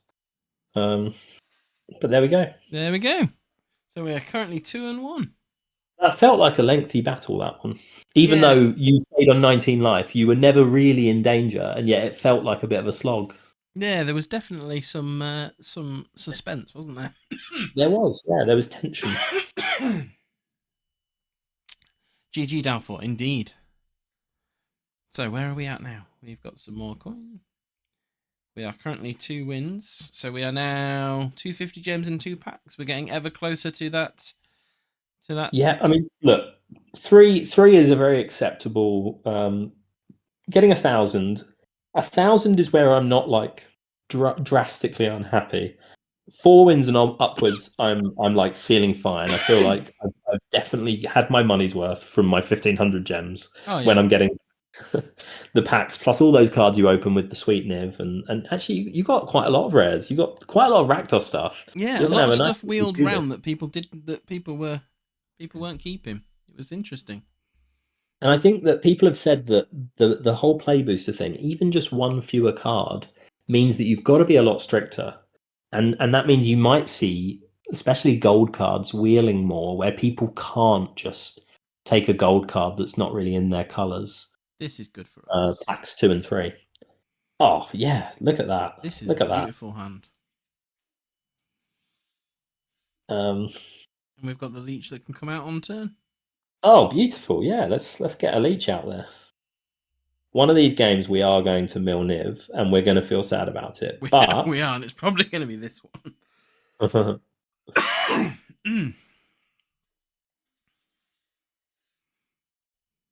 Okay. So I think it does. We might as well play the red land. Yeah, might as well play a mountain. But and we obviously don't have anything to blood splatter. So it's whether we Strider or hit them for 3. At the minute they look like they're playing Is It, so they're going to be throwing. They're going to be throwing some detective-y, and they're going to be throwing some spells. Yeah. I mean, like, no matter what we choose, theoretically this could go wrong. If we choose to swing and we activate and make it a 3/3, they could galvanize us. A common spell that just blows up our thing, and we've wasted our turn. Equally, we could play our Strider and they could counter it, and we've also kind of. So I think just swing for 1, don't activate, and play the Strider. They might counter it, but like if that's what they're countering, then It looks like no. they don't. It looks like they don't have anything at instant speed. That was a very quick transition. That was a very quick transition. The sad thing here is we don't have one of our 3 removal spells that kills a face down creature. Oh, that's very rude. That is a bit rude. That is very rude. But that's a good way to get some splatter, I think. Yeah. Just having a think. So, I mean, alternatively, we could just play the informant. Play the informant, not rush with the splatter analysis. It's a better use of our mana. And we don't want to rush to. Yeah, we don't want to rush to mill. No, don't want to rush to mill. Although, no. Let's just play an informant and pass it back, I think.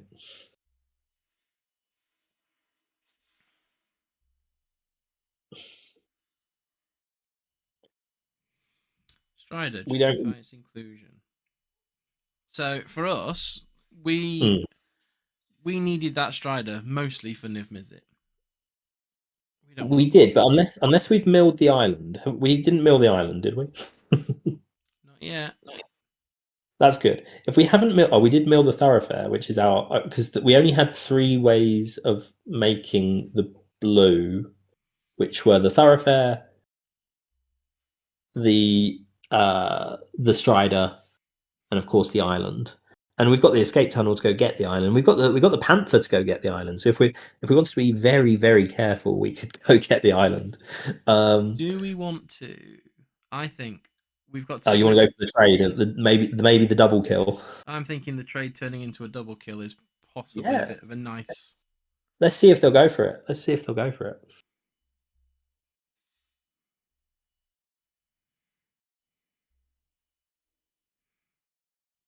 No, they didn't. So now the question is: Do we keep him covered? Keep him covered, and we probably play the leech. If they want to race, we're actually in not a bad spot to race, because next turn we could swing with 4 2-powered creatures, including our cheeky double kill.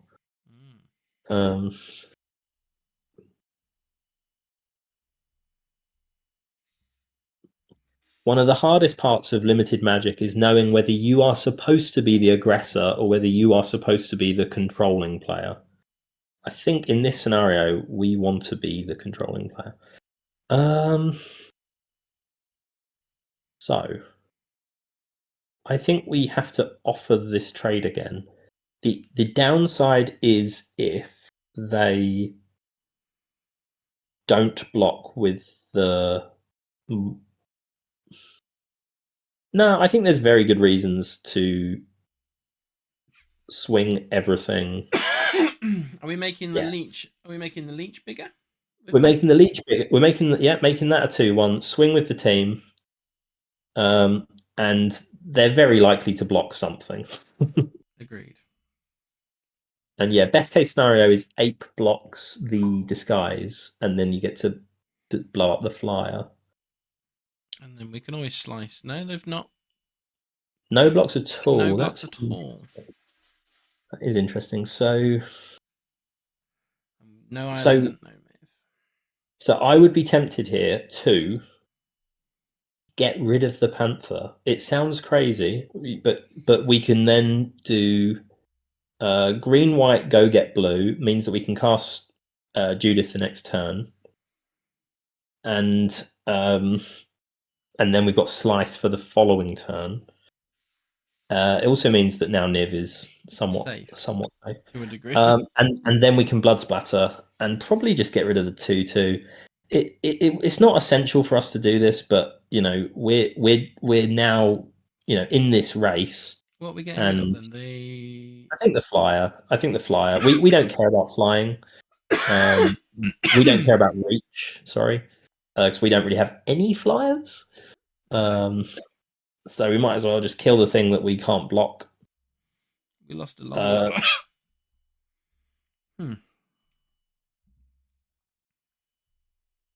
Oh, I was like, how did that go? Oh, right. Yeah. Oh, they're flipping the technician. Interesting. Interesting that they are clearly trying to play this race here. Oh, what a draw! What a draw! I think we just slam Niv. Do we swing with the team and then put Niv out though? Yeah, swing with the team and then yeah. There's basically no reason not to. Yeah, do the leech again. I think they'll block it because I don't know. We'll see. But I mean, I don't see how they win the race here. Yeah, I think we are happy to let that go. Like we didn't love the mill anyway. They no longer have they do have a blocker for Niv because they've got the reach creature. But well, yeah, this looks great. Thank you for the vote of confidence there, our opponent. So in blue-red, there's no way they can kill Niv. They can obviously bounce Niv. They can do that to Niv. That's a shame. It's a shame, but they can't really attack here. I mean, they can. This is just so reckless. That is so reckless. All right, so we got two options here, and the options are slice and then hit them for 5. Slice hit them for 5 seems really tempting. Yeah. If slice hit them for 5 means that if we get to flip them off and make it die, they lose. Let's slice and hit for 5 then. So value for X is 2.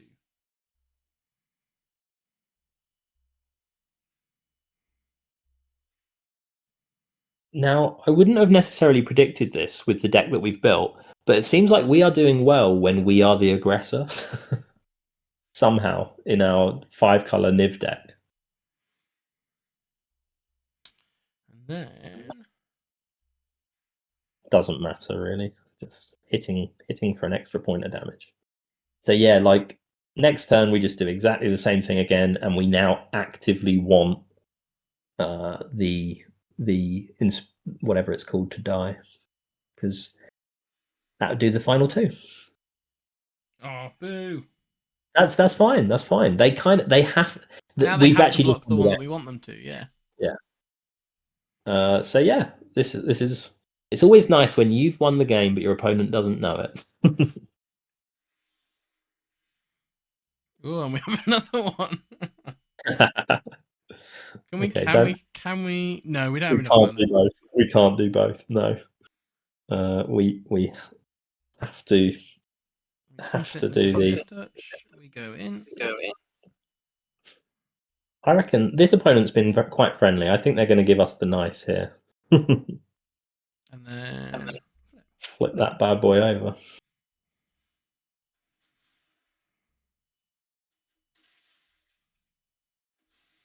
We got a GG. Oh, nice. Yeah. GG, opponent. Can you imagine if you accidentally hit yourself for 2? God darn you, Arena.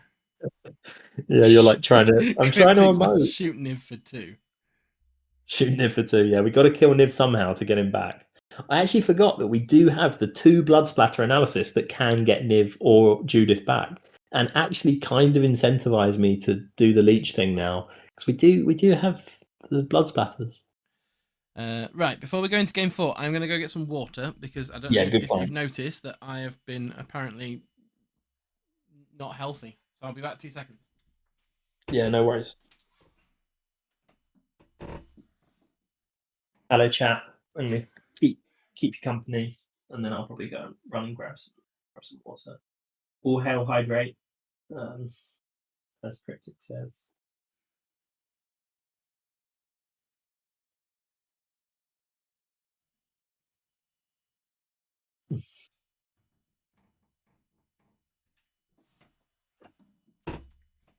Chat, has anyone else had any good drafts of this set? Has anyone else tried to do 5 color? Has anyone else solved the case of shattered glass or whatever it's called?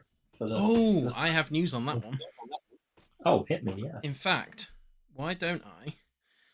There is a deck, when we've done this, there is a deck list you can put into Arena. Oh yeah, good idea. That then does like that gives you some more clues in the case. The way is open. Yeah, thanks, Cryptic. I love that you're like, yes, I am the voice of limited, but don't take anything I say seriously because I don't draft. I mean, that's the other thing as well. Actually, I forgot. I bought the Beadle and Grimm murder mystery set for this, and so at some point, I'm waiting to be able to scan all of the paperwork in so that I can so I can use it digitally. But cool. I feel like we need to get as many content creators together for a Ravnica murder mystery. Absolutely, I'm so game. So I will bug everybody for that again at some point. However, let's go into game 4 now that I don't sound so terrible. I'll watch the starting hand and then I'm gonna grab a drink. I stayed to offer chat comfort. Oh, thank you. No, feel free to go grab a drink. We'll try and drag it out as long as we can. Thank you.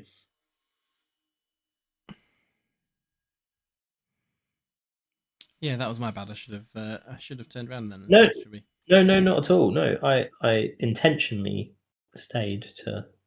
I'd say that looks okay. Yeah, looks great. Right, you go grab a drink, and I will leave it as long as I can. Yeah, I mean, to be honest, I think we're getting red turn 1, and beyond that, I think we've got lots of options. But yeah, I'll go grab a drink.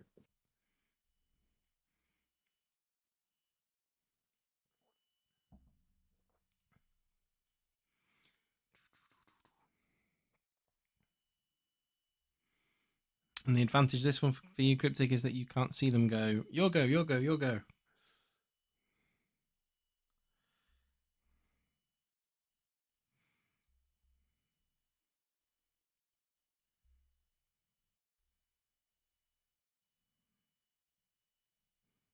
Is this you not wanting me to be on the battlefield so that you can see the your go?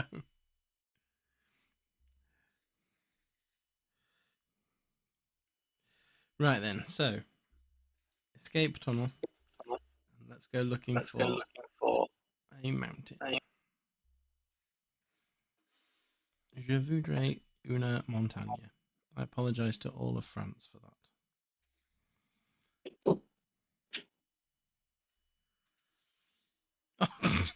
And then we got the mountain we wanted. Okay, so I mean,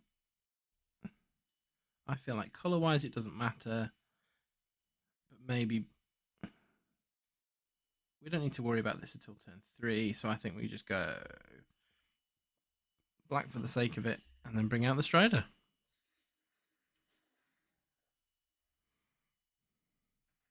Hello. I think Downfoot's face palming at my abhorrent massacre of the French language there. Okie dokie. How are we doing? We drew a mountain after going looking for a mountain. We've played the Strider, and we are now about to play our third land. Yeah, so I think we can just play a forest, and then I think we just pass the turn. We've got 2 instant speed removal. That we've got no great need to kill their 3/2 at this point. If we then have the option on their turn to either kill the 3/2 or to kill whatever they play on as their turn 3 play, it's very unlikely that they're going to hit us next turn because they have to. Do they have to draw another card, or do they have to? Whenever you draw your second card each turn. Yes. So it's very unlikely they'll be they'll be hitting us. They could theoretically deduce and hit us, but we could then decide to kill the creature in response. Yeah, I think we're done.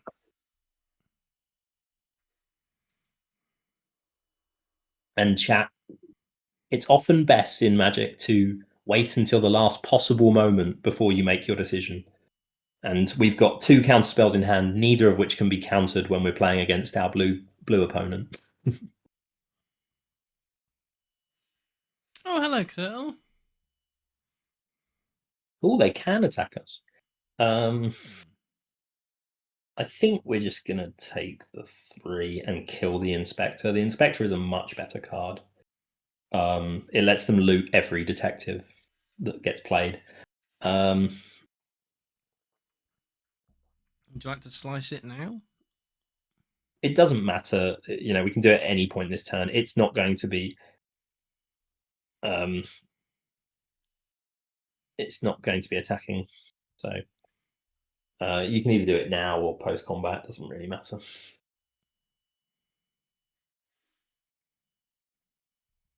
It's actually probably good to wait until after they loot, because knowing that they're losing the creature could change their decision around what card they keep. So sad. I'm just. Go on. No. It was foolish. I was going to say, we can make it smaller. It's like, well, there's no point in doing that. We could just kill it. But there's nothing. There's no reason to kill the 3/2. I don't think. Sorry, no reason to kill the jaded analyst. But we can kill the Inspector now just to rub some salt in the wound.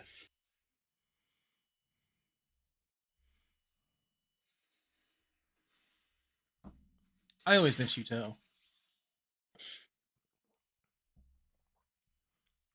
Okay, so yeah, we can play a little person of interest and take a turn off. Take a turn off from holding anything up. That is.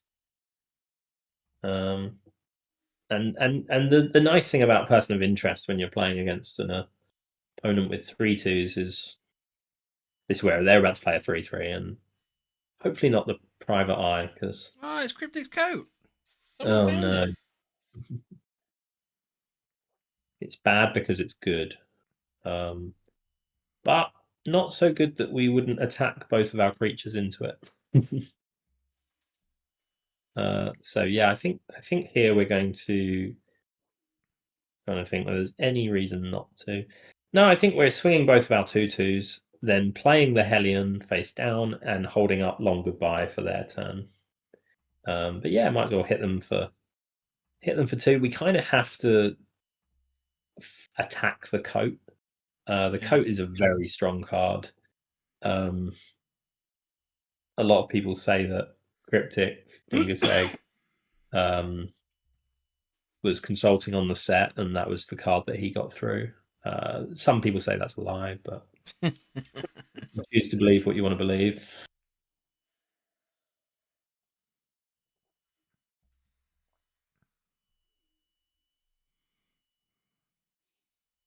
Okay, so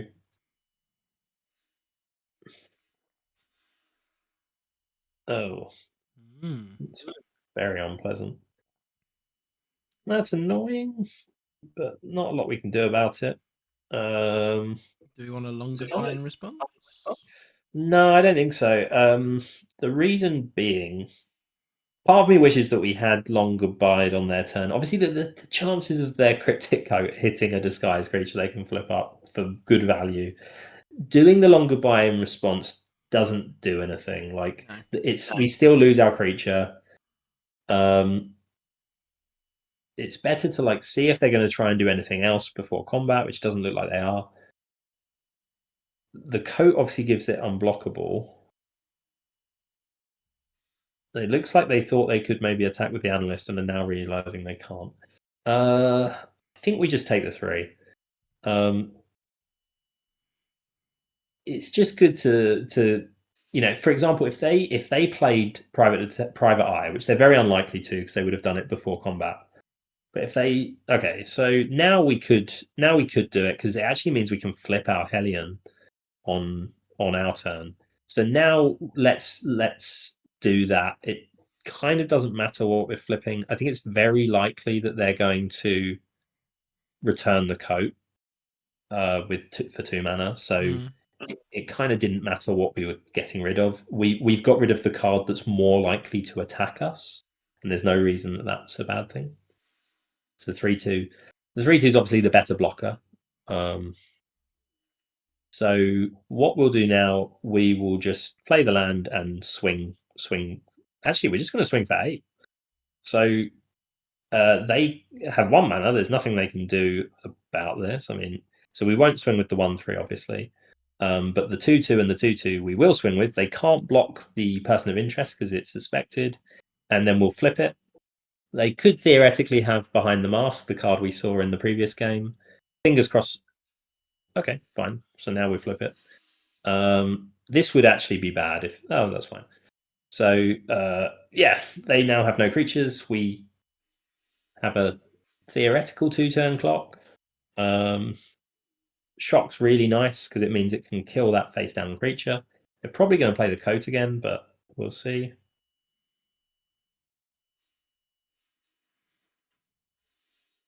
Yeah, so I think we want to kill the face-down creature, not the coat one. So let's... yeah, so we can shock and play the face-down Gardener, which is nice. So let's shock the one that is not coated. We will have to pay the ward cost, of course. We're finally casting a spell that can be countered. Right, so there's no way doesn't matter. It doesn't matter how we pay because we're disguised. I'm very anxious with the auto pay. Yeah, me too. Yeah, and now we it doesn't matter. We can face down that now. We don't have any more actions. Generally speaking, obviously, it's good to do things post combat only because it means you could have a combat trick. But you know, we knew how we were attacking, and they can't block the 2/2, and you know who knows if they're going to block the 6/7. Interesting that they didn't. It makes me think that maybe they have a real creature under there. Yeah. I can't really think why you wouldn't block the 6/7 when you're taking quite a lot of damage. I suppose the reason I'm now thinking they could be trying to get a double block on the Hellion with a trick. Maybe. But what I would do here is swing with everything. And the reason with everything is because they are currently incentivized to double block something. And so if they end up blocking the 1/3 and it means something else is getting through, that seems like a positive to me. That is very annoying. And it's kind of what we thought, that they might have a real creature, because otherwise you probably would have blocked the 6/7.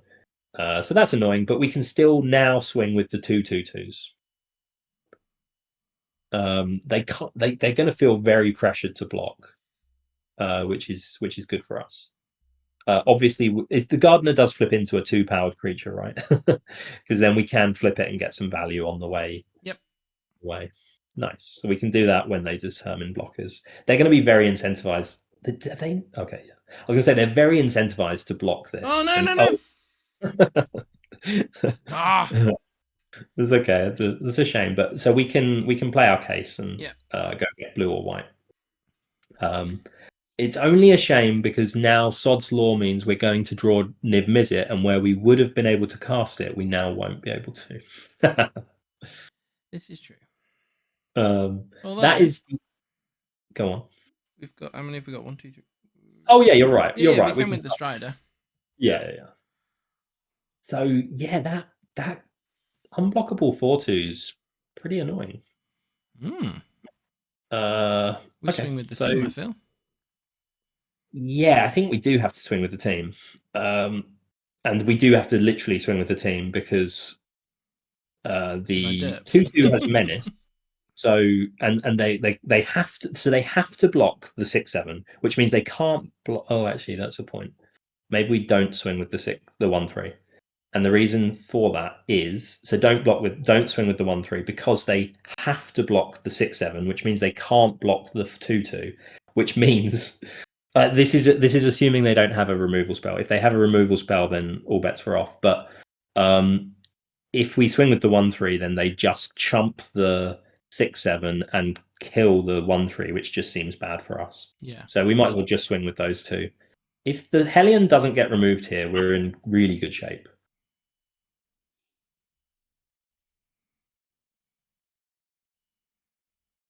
The thinking.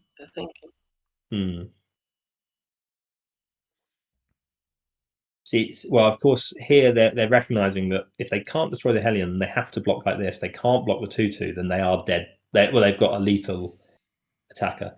Okay, removing that is actually really useful. It just means that they were a 3-turn clock and they're now a 4-turn clock, which is pretty massive. When just the fact they had an unblockable creature was pretty annoying. One that had Vigilant, so they could, do more. The biggest problem with Cryptic Coat is it's literally just making them blockers. They're just going to bounce it back and do it again, and so what we need is just a removal spell.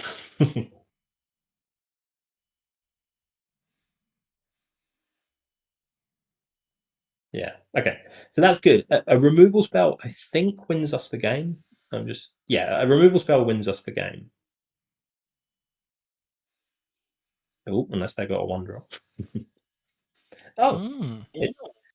Interesting. I mean, this isn't ideal. That is a removal spell and would have been very nice. So let's have a think. So. The 3/2 is the biggest threat because they can't remove the coat, so the coat would just fall off. So they can't put it on anything else this turn. Yeah, I'm just trying to. I think we have to kill the flyer because. And then I'm just thinking, so if we kill the flyer, and then if we were to swing with everything, we kill both. Do we kill both the 2/2s? We kill both the. Oh no, we don't. But we kill a 2/2. So yeah, kill the 3/2 in the air. It's just the biggest threat to us. I can understand wanting to kill the other unblockable one. Oh no! But... Oh wait, what? We milled away Niv. Oh, we can get it back. And then in with the whole team. I think the whole team, like they have to block the two big ones, so they will not block the small one. So yeah, this is almost GG.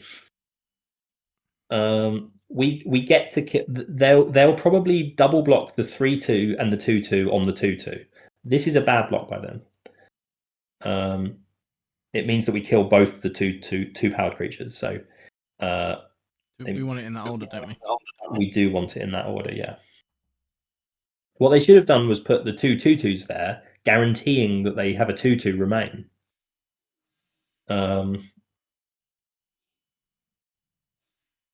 Does that counter have to count up to 5? Oh, they're going to remove Niv. That's sad. I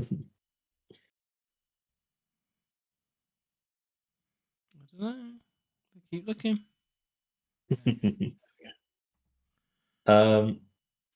So removal wins again.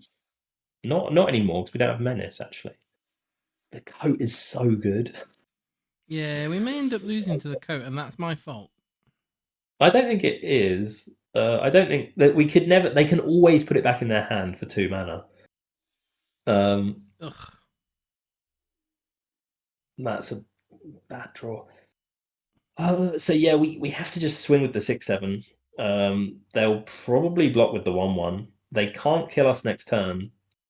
Did we used shock, didn't we? We did. So they'll block with the 1/1, swing for 6, maybe. They can't really swing for 6, actually. So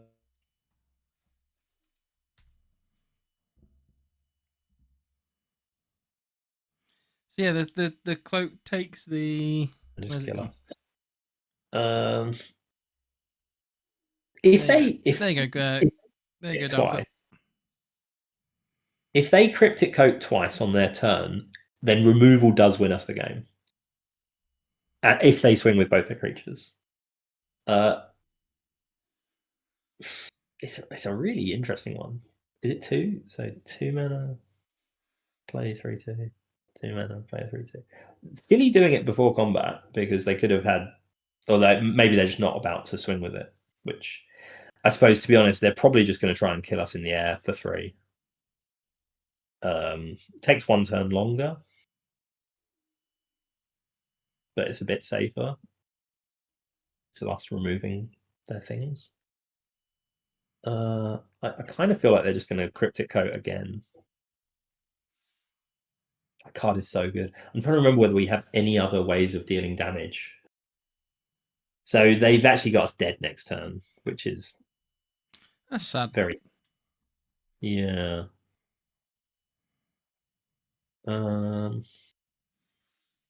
Yeah, that wasn't helpful.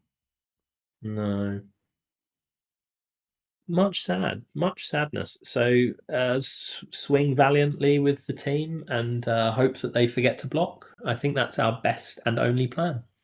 Oh, there's an argument that we could sit back and.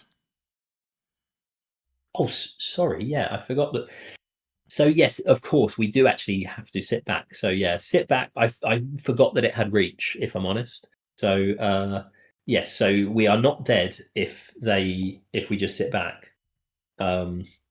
Because they can then only attack us with the 3/2 unblockable.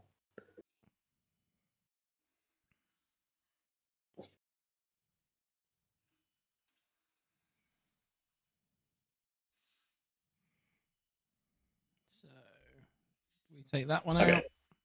Yeah, so we got to just. We bounce those 2 off each other, and then we take 3. Yeah, it's a kind of a strange attack. I'm wondering if this is going to get flipped up. Oh no, there we go. GG. Yeah, okay. Yeah, GG opponent. Yeah, that was. I mean, I've seen at least one person has said Cryptic Coat is like the best limited card. It's the fact that it just poops out blockers. Like they could have done that at least another once. Yeah, I was envisioning a much bigger board than what they eventually put together. Yeah. It's always a sad thing when you get your opponent to 1. Are we ready then for game? Whatever number we're on. Are we ready for win number 4? Let's call it that. I want a resounding win. Let's get win number 4. Yeah, so I think that's really interesting, Doubtful, because I don't think we've made misplays, and I think that something that has been talked about in recent years is the fact that limited players are more literate than they might have been 5 or 10 years ago. And what I don't mean literally more literate, but they're more like savvy. The limited metagame, draft metagame, has reached a point where the level of understanding is quite good and quite high. And so everyone has good decks. Your opponents are good. Your opponents are playing well. And so you can have a lot of these scenarios where you didn't do anything wrong. It's not your bad luck. It's not your bad skill. It might be your opponent's good skill or good luck. And so yeah, I find it hard, and that's the thing I found hard about this format in particular, when it does feel like it's the turn of a coin. Right, I'm just going to join. This looks good. This looks good. Yeah, So I think we're keeping this. Play the Mask Maker. With turn 1, the reason we wanted to play the Mask Maker, we get to play a turn 2 morph. Yeah. This looks nice to me. We get to. So we swing first or play a land first, but so we get to play a land, swing with the Mask Maker, play a face down something, probably the Informant. And the reason I say the Informant is because we've got 2 of them. Probably care less about it dying if it happened to die. Well, it's unlikely to die against the green opponent on turn 2. Interesting. We're not attacking now. So are we dropping another land and putting the Hellion down, or are we tapping a land? So I think we do play. I think we do play the Hellion, and the reason I say that is because we can play the Hellion and we can play the Person of Interest without playing the Thoroughfare. So I don't see any reason not to do that. I personally would. Okay, no, never mind. I was gonna say I probably would have attacked with the 2/2, and I still probably would. Like their 2/2 is quite good. Okay. It gets to investigate if they want to trade for it, which I don't think they will. No. Oh, maybe they will. Okay, but I mean, I don't think that's the worst trade. Like, No, we've not we're really still, lost anything. we're still up on board. Like, we've at a future point in time, we could have paid 4 and done a bit more damage, but interesting. So this just got to think about whether we now want to Thoroughfare, because Thoroughfare means we get to guarantee Judith. But I think we just play Person of Interest here. I don't think. Yeah, we've got nothing. We put her on board, and we've got nothing. And in blue green, there's a chance that they steal Judith again. Oh yeah, that would be rude. So yeah, I think we're just gonna play the Person of Interest. The 2/3 is quite annoying. Obviously, our deck has a lot of ways to deal with that, so just gotta hope that we find something. Let's leave. Let's sit back a minute.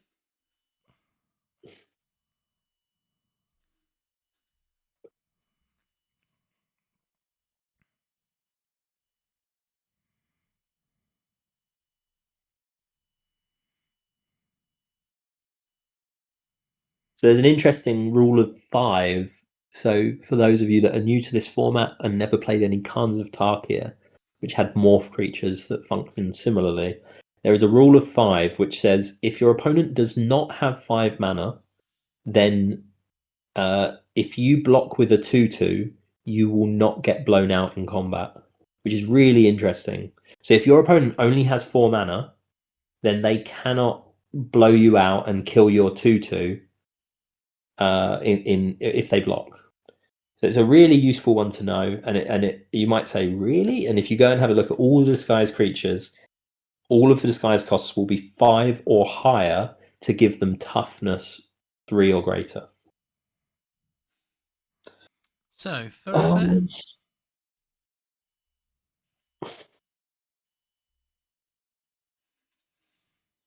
What are we tapping down? Yeah, it doesn't really matter. No, Doesn't really matter. I think this is a great move. Yeah, being able to play the Thoroughfare and the disguised creature seems great, and we can actually get in with the Person of Interest because he's got Menace. Let's do that first, then, and let them think that we might. So yeah, obviously just the Person of Interest. But yeah, they having 1 mana up, they were pretty unlikely to be able to do much there. But this list is great. I mean, like, they've got 4 cards in hand, but we've got a big old board. This is where they drop like a panther and we're in trouble. Or we just, draw murder and kill them. No, I think this deck has shown us that we are very much the beatdown in most matchups. Somehow we are, which, I think that is definitely a degree of good deck building, that we have had early creatures and we have been able to put pressure on. And a lot of those creatures are morphs, obviously. But, you don't always want to be the aggressor, and I am definitely someone who is more on the mid-range side. So I'm just trying to work out whether we can. So if we play that plains first, can we attack with everything? How wild is that? Let's just so look. They've got 3 mana. They've got 2 cards in hand. So, what are the scenarios? I think in most cases that collector is going to be blocking a face down in the hope that it kills it. And no matter how the best case scenario is they block the 4/2 with the 2/3. We flip it. We still have the 2 mana to pay the ward when we hit the other one for 2. Trying to think what combat tricks there are in blue. I mean, the worst thing would be the 2 mana. There's a 2 mana instant at uncommon that gives all your creatures -2. But I kind of like just full swing. I think we go in with everything and we call them out. Let's go big. Like there's also a scenario where sure we have to throw away a creature, but we also get to flip up a 6/7. Oh. Are they just doing... Okay, so they're blocking profitably. So I kind of like flipping a 6/7 here and hitting them for 10. Punishment. Thy name is Riftburst Hellion. Hope there's no bounce spell. There we go. Yeah, so like the reason that I quite like plays like that, sure, we just lost 2 creatures and they didn't lose a creature. They just lost 10 life. Their plays for the rest of the game have to now be grounded in the fact that they cannot make reckless decisions. They're going to be playing much more conservatively. Absolutely. And now, like, imagine. I mean, I don't know. Next turn swing. Interesting. I'm intrigued as to how they're going to follow up swinging with a 2/3. Okay. We are very close to lethal. I think we swing with everything again. I'm suspicious, but they didn't have anything last turn. They're going to flip this up into something, and it might be something good. They're about to do something. That is quite good. But we still get to hit them for 2 and play Judith. So we're flipping it up, yes? No need. It doesn't do anything. They're not destroying anything. I couldn't read out Cole. Oh, there we go. Yeah. So they're putting stun counters on, which is rather annoying. But we get to hit them for 2 menace here and then play Judith, which seems great. The stun counter's less great. I don't like stun counters on my 6/7s. But again, we are in a position of strength. We're on 18 life, and we're about to play a 3/4.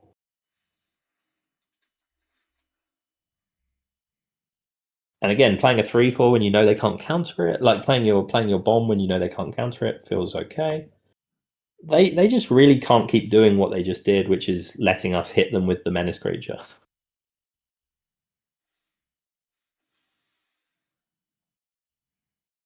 Digging for something. Yep. That's a good card because it makes a 5/5. But they are a little bit scared off from attacking. I think we just have to path. We don't really have a good attack. Obviously, we could attack with Judith and they would kind of have to block, but I don't love it. Better to leave the land in hand here because good to give them. Yeah, keep some hidden information. Yeah. Okay, so what was that? That was a 6/6. Okay. I think they're probably going to hit you with a 6/6, but I think that's fine. They've got to be very mindful of the fact that your creature's untapped next turn.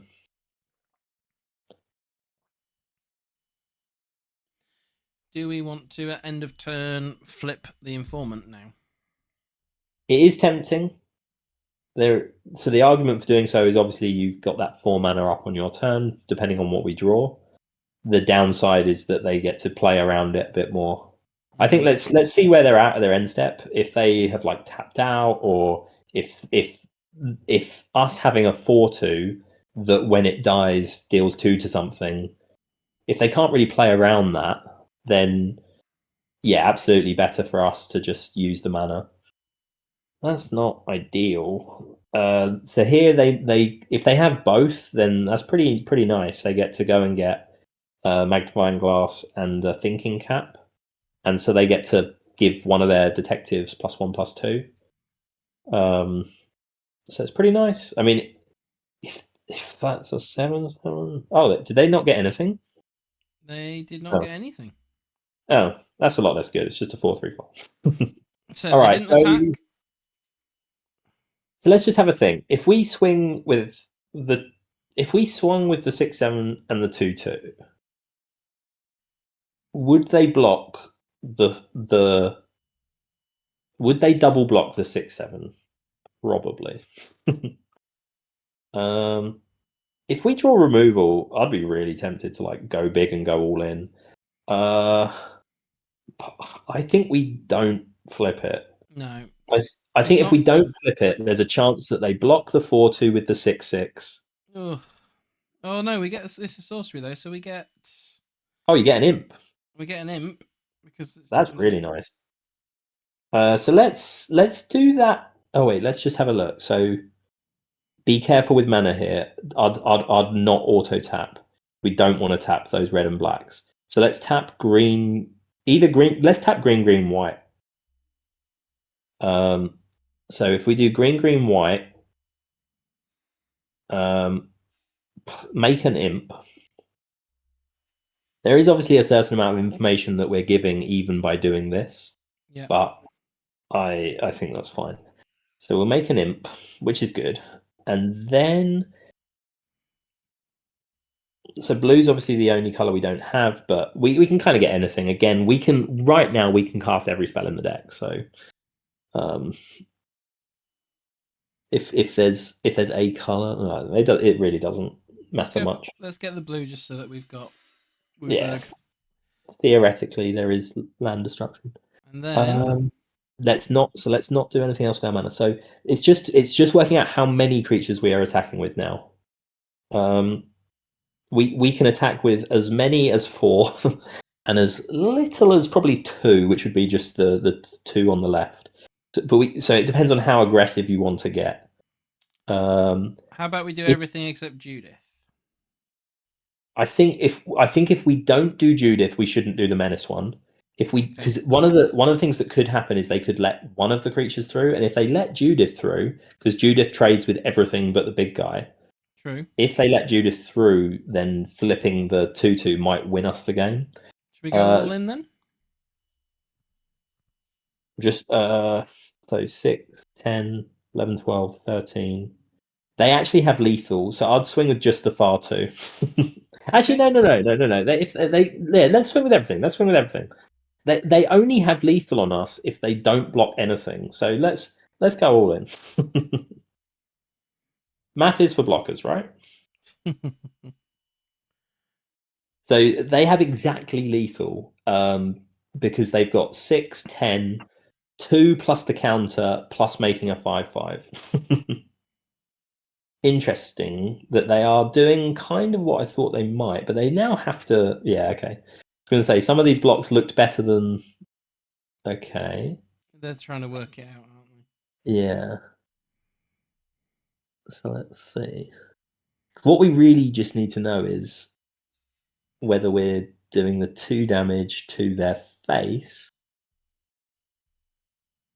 All right, so let's flip that creature up. And we are doing the 2 damage to their face and putting them to 1. And so now the imp dying is lethal, which is lovely.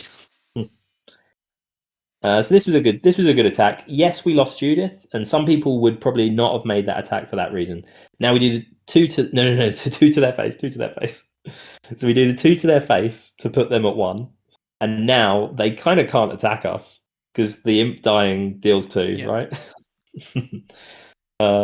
So we're in a good position. They've got to find a way to unblockable 18 damage.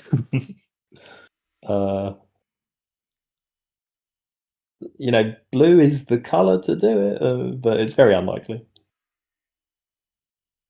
Yeah, we got this.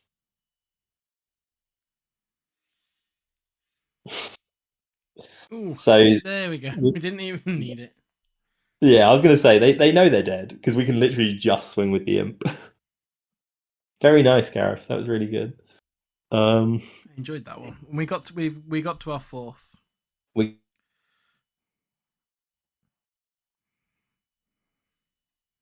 GG Dalfort, GG indeed. Yeah, I'm there. I'm with it. There we go.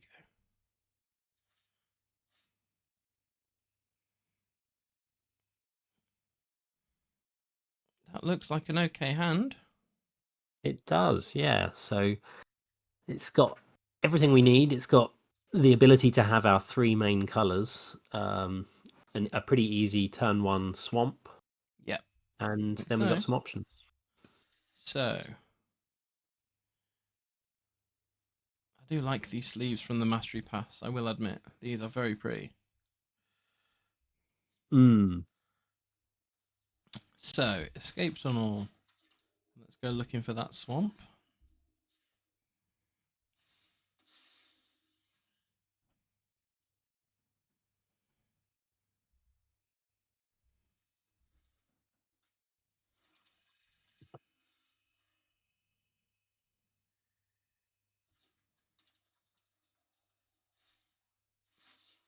Oh, it's the goat. I like the goat.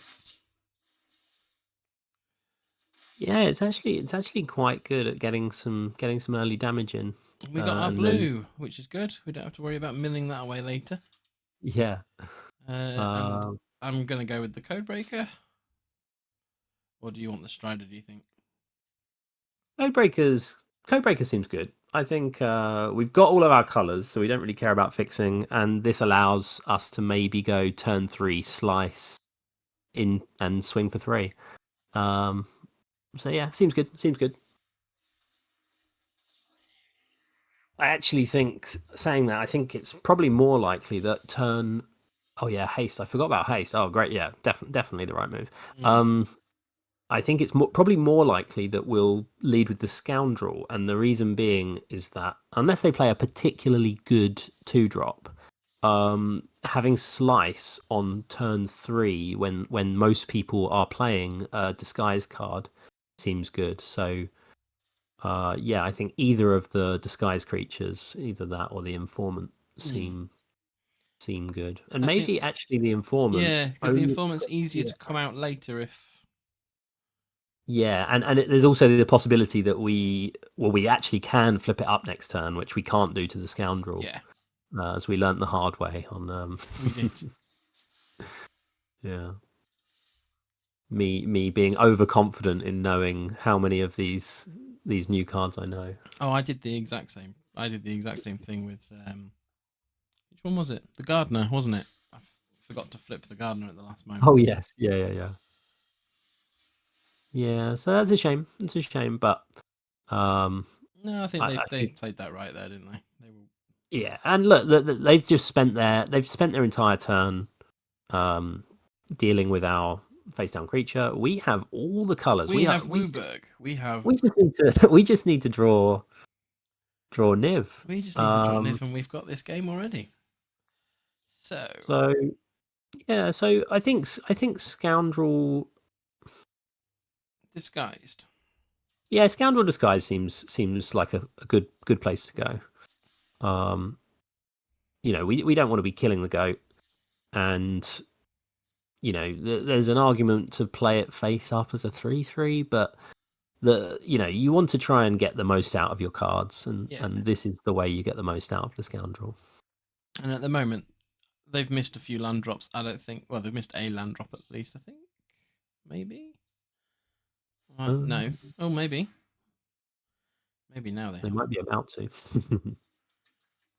This card has proven I mean, actually, this and the Person of Interest, which is in our deck, has proven surprisingly good. Just 2 bodies. 2 bodies is always good in limited. Yeah. We do have a small potential. I don't think they're going to suspect the 1/1. No. They might suspect the 2/2, although that kind of works for us. There is an opportunity for a blowout here if we swing with both. Just having a think. So if we swing with both, their most likely block is probably blocking the face down card, which is not ideal for us. So yeah, just one to think about here. So we've got a straight up murder. Should we want it? We do have a straight up murder that we cannot cast, although we can cast if we cast the Strider first. I actually like Strider into kill the 2/2, swing for 5, and they have to chomp. So that seems quite nice to me. Yeah. So Strider, kill the 2/2, prowess trigger. And it's worth saying here that you don't always want to fire off your removal as soon as you draw it, and using a murder on a 2/2 doesn't feel amazing. No, but we are the aggressor. We are trying to deal them a lot of damage, and we have a second removal spell in our hand. So there's a lot of advantages to what we just did. Well, now that's interesting. Yeah, that's a very good card. Although this is actually the perfect time to kill that card, because you really don't want to play that Phoenix if you do not have the collect evidence in the graveyard. because now we get to just do exactly what we did before. We get to kill this Phoenix and swing with the whole team, and we are about to hit them for 6. They might chump. They might actually block the 3/2 here. Oh, the 3/2. Yeah, they might do. Yeah. So this Phoenix, it's a very, very strong card because I had it in my pre-release pool, and you can have this be a 3/3 that they have to kill 3 times. But playing it, I mean, they're obviously lacking better spells, and as you say, they've missed a couple of lands. But now that Phoenix is done forever, and we get to severely put them down. That's interesting. Do we want to bring the leech out? Why can we? Yeah, absolutely. I forgot that we had that ability with the Strider, but the leech next turn is lethal, so we definitely want to play that leech this turn. And the chances of us killing them next turn are very, very high, especially if we draw a land, because it means we've got the ability to flip.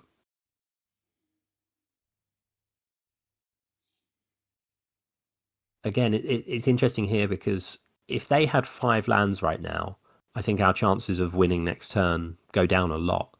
But being on 3 lands, they have very few options. You know, they've got that food token there, but without another land, they can't even. It looks like they're about to just pass. So it looks like their best play here is going to be to gain 3 life.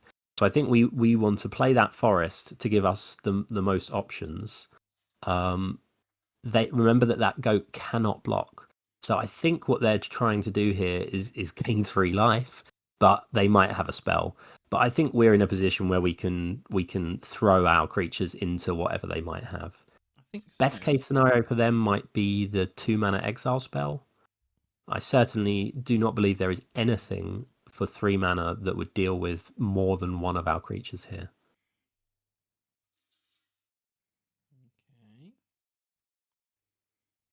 Okay. So here the ball is in their court. They are currently dead to this attack. So they have to take the action first, which is really, really helpful because it means that we can just wait, see what they've got. Looks like they're kind of hovering over the leech, so we can let it go to damage because right now we're winning this game. They have to make a move, and when they do, we can respond appropriately.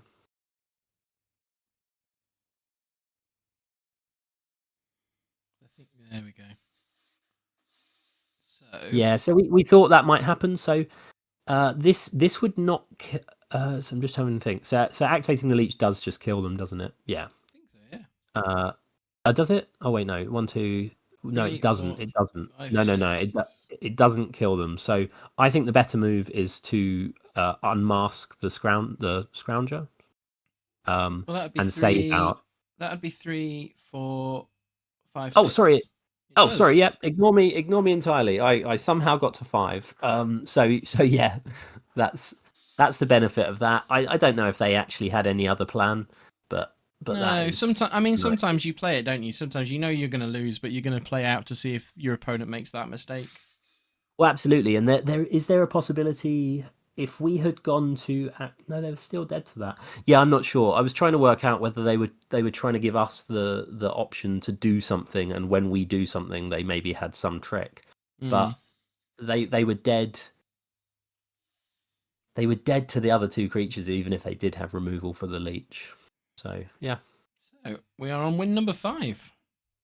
We're getting ever closer. We've crossed the threshold. We are firmly in profit. We are.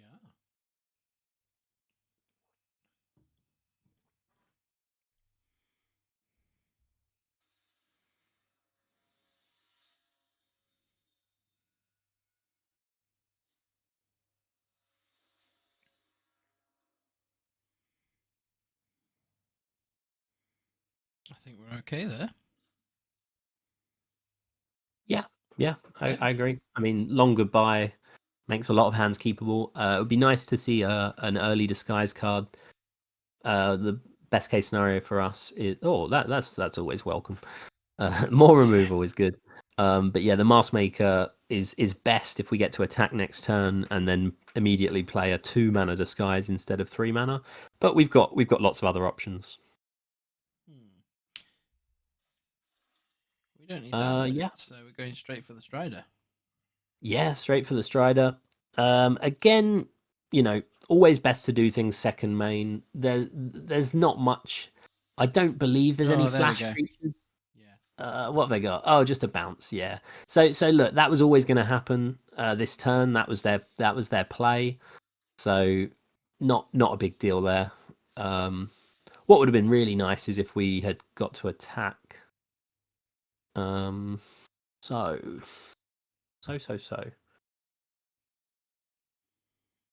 We're probably just going to kill this. I think that we probably use the Long Goodbye over the Slice, and the reason being is obviously that they are both, in some respects, conditional spells. Long Goodbye only affects CMC 3 or less. Slice gets better as the game goes on. Yeah. So we can probably Long Goodbye the disguised creature and then get him for a teeny tiny one. It's turn 3. It's not often that you can double spell, so we don't have to feel too bad about being a little bit inefficient with mana there.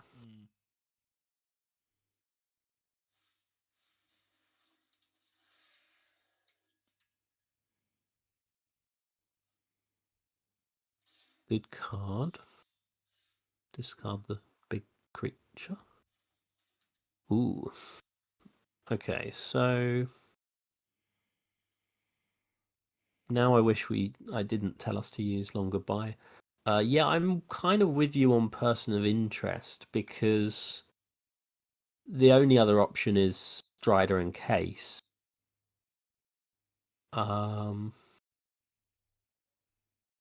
Ooh, there is another option. Mm-hmm.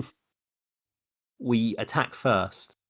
If they block, we -1 the Scholar, and we still get to double spell and play a Strider or a Case. If they don't block, which I think they might be a bit suspicious, then we'll just follow up with Person of Interest and get back on our beatdown plan. Fair enough.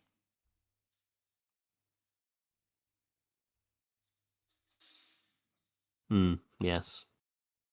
I think most opponents will recognize a suspicious looking attack. But yeah, I think there's no real right answer here. We can either go Strider or Case. Sorry, Strider and Case or Person of Interest. Person of Interest is obviously a bit more aggressive, and the other option is just getting us closer to Niv. Let's do the beatdown. Because that seems to be the strategy that works better. Niv is very much a kind of case bomb. Yeah, this is definitely the more proactive plan. The menace on Person of Interest is really nice. Them having a vigilance creature is annoying. But I feel that if it gets to the point where it's too annoying, we've already got an answer in Slice. We do. Okay, so. The informant is annoying because there's not much we can do to avoid. I think we maybe kill the Scholar and only swing with the Person of Interest, the menace creature. I'm not really sure what we're going to do about the informant because it's currently a 2-for-1. So if we swing with the menace creature, obviously they can't block it. At the minute, the Scholar is already. We use a time. That's fine. The Scholar's already tapped. So at the minute, the Person of Interest. We could just swing. We could just swing. Yeah, I like that. So we just swing with the menace creature, play one of the 2 drops, and leave up Slice.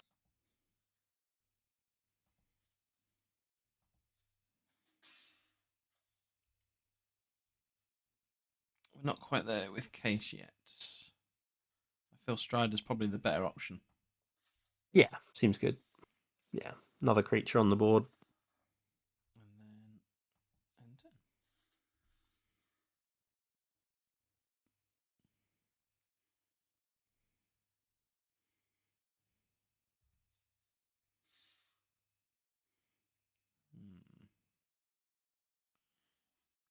And then just take 6, or do we get rid of the scholar? Hmm. Oh, that timer. I mean, there's a possibility we're meant to just block the 4-2 with the 2-2, see what they do, and acknowledge that we're probably going to lose our person of interest. I think we might have to do that. Otherwise, we're going to have to just keep letting that 4-2 hit us. Okay. So we might want to block with the detective here. For those that may not have heard the lesson yesterday, in limited, you're constantly trying to assess whether you're meant to be the aggressor. And it's interesting here because we both have 6 power on the board, but they've kind of got that with that extra 2 damage that we're seeing there. I'm not too bothered about this. We've basically traded our 4-drop for their 5-drop disguise creature. You've got to remember that was only 1 card for us. Yeah. And I'd probably kill that face down card now. There's a lot of possibilities as to what that could be. It could be there's a number of 5/5s that could be in their colors. And so this I'm quite happy with how this worked out. The scholar being a 2/2 vigilance flyer is annoying, but we can take 2 for quite a while longer. And if that's a 5/5 or something.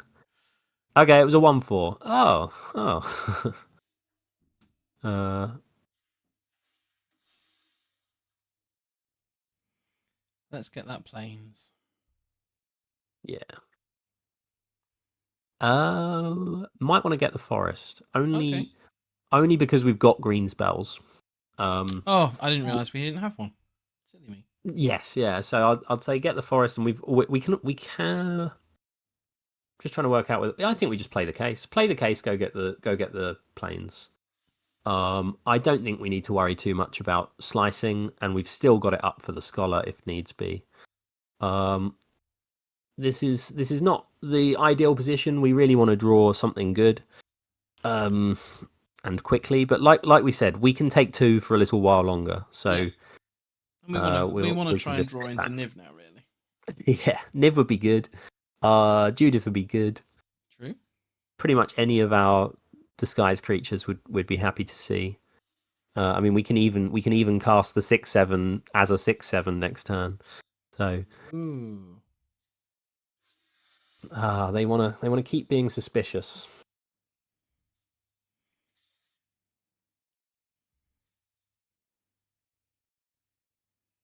What do we think? Do we want this one to die as well, or do we want to?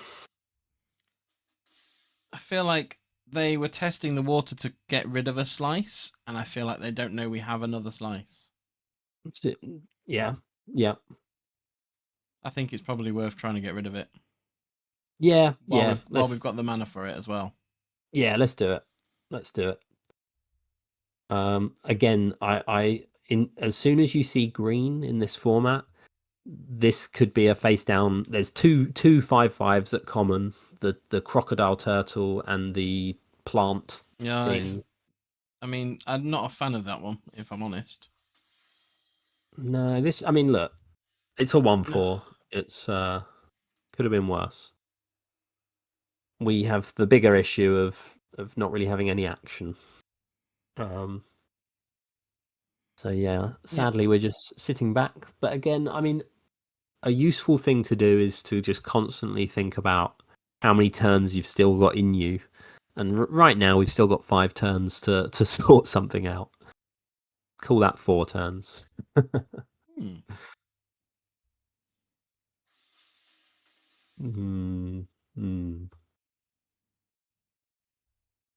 Yeah, so we go down to 10 here. Yeah. Slipping away from us. Definitely need a hero.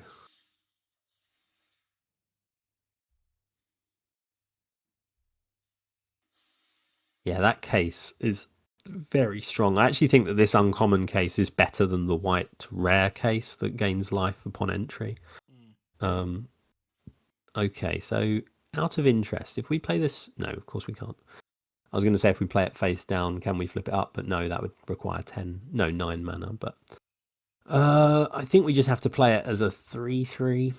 And it's probably going to block if they want to offer us that trade with the Gearsmith. Right now, there's not much, not a good reason to play it face down, because we are very incentivized to block. Yes, put it on the Mask Maker and see if they let us go for one. No, I don't think that's worth it. They can just block with no repercussions. So we can give it indestructible, but we'll just let him sit there. No attack.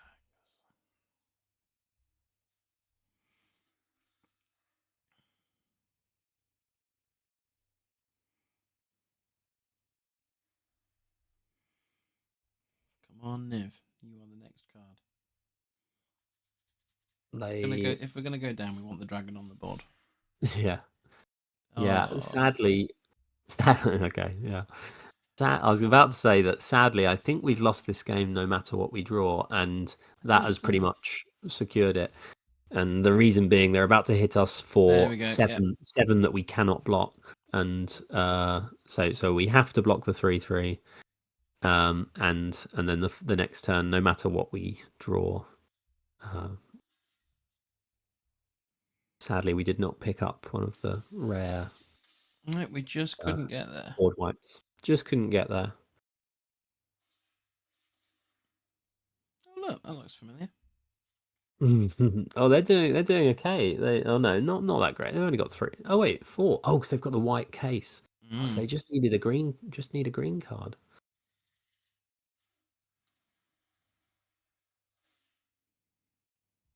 They look like they've got a good 5-color deck. Yeah.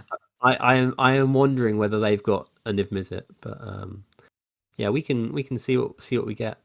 Wasn't Niv. No, not enough, sadly. Enough. I'm gonna kill it. It's a shame we're not on 2 to go out on our own terms, but I'm gonna kill it and then concede, I think. yeah, just to say, out of sheer spite. Out of sheer spite, yeah. Bye to the scholar. Let's take a look at the deck after this and see what went well, what wasn't quite good enough. But yeah, I think obviously things can't always go your way. I think we got pretty unlucky in drawing 2 to 3 lands in a row at the end there. Yeah. And one of those losses was from very early on, where we kept a 2-land hand, thinking that we would probably do okay. But 5 wins. 5 wins is good. We ended in profit. Yeah, let's take a look at the deck just to do a little recap for those that may not have seen everything. So we had some good early action. 2 creatures in the 1-drop slot, plus 3 removal spells that were all excellent. I mean, the slices and the longer buys can't be countered were so useful. We killed a lot of face down creatures with those. Yeah, we really did. That pack 1 pick 1 rare in the Codebreaker was really nice. We played it on 2 a couple of times, and having that as a prowess attacker seemed great. Gardener didn't quite get there. Blood Splatter, we only saw it a couple of times. It was good when we had it. I think it's obviously best if you do it early game, especially with the quantity of removal we've got. Yeah. Because then you can actually look at maybe doing that second ability, which is milling and getting something back. Well, that was our problem, really, in that we had no way to bring stuff back from milling, so we were always a little bit cautious with mill. I forgot that this second ability here, when you actually put 5 counters on the blood splatter analysis, you do actually bring something back. I'd forgotten that. Yeah, we do. I forgot that when we had the leech problem and we were worried about milling Niv, but actually that we did have 2 ways to get something back. Although the longer the game goes on, the less likely you're going to get those 5 counters on the blood splatter analysis. Yeah. But I do think it's a good rare. I think it's interesting with rares like this, especially if you are new to drafting. Just because it's a rare, I think that if you're pack 1 pick 1, it's actually a better plan to take a long goodbye or a slice from the shadows or the Codebreaker like we did. Just because taking a 2-color card pack 1 kind of fixes it in your mind that you are those 2 colors when you don't necessarily know that. You want to be as flexible as you can with colors as early as possible. So try and take a one kind of color card unless it is so good. Unless Judith is a card I would take pack 1, but Blood Splash Analysis is not something I would take. It goes back to the bread analogy, doesn't it? Really, Judith would be considered. I mean, if we hover over it for a second, Judith is clearly considered a bomb in quite a few formats. Absolutely. But if you don't have that bomb in pack 1, then the next thing in the acronym is removal. So you take a long goodbye even though it's an uncommon, or you take a slice even though it's a common, because it's that second. It's that removal. Yeah, agree. Then we had our case, which was mostly to get Niv out, I feel. Absolutely. I really like the case. I think that you can play this without having a Niv Mizzet in your deck. With the morph creatures, as we saw, a lot of our disguise creatures, a lot of those mysterious creatures, you can cast them without putting those basics in your deck. I think the red-green one, for example, the big 6/7 that we've got, you don't need forests in your deck to cast that card. You can play it on turn 3 as a disguised creature, and then you can flip it up on turn 6 as long as you've got 2 mountains. So I think that's really worth remembering in this format. You can splash all of these common morph disguised creatures. The hybrid mana is really good for that there. Yeah, and I also think if you look at the curve of this deck, you see this a lot in this format, that the 3-drop slot looks a little empty, but that's because, of course, we do have 4 or 5 other creatures that we can play on 3. I think, did we have 5 in the end? Or no, maybe 6. We had 6, didn't we? 6 disguised creatures that are actually 3-drops, secret 3-drops. 1, 2,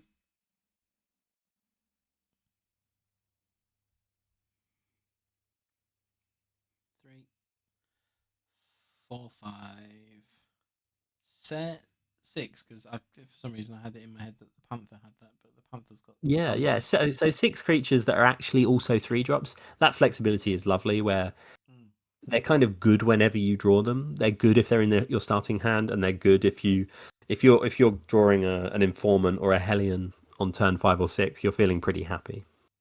Yeah, agreed. I think I really liked playing this deck, and it like the first part 1 of the video, as it were, was really fun to watch, and I think had we maybe had a bit more luck in 2 out of those 3 losses, I think we might have come out with 7 wins there. Yeah, absolutely, and I think you can't always get those 7s, and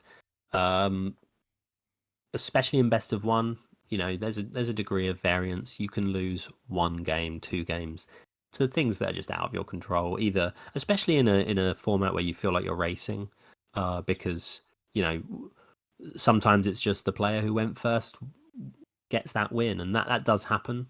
So yeah, don't feel too bad about not getting to 7.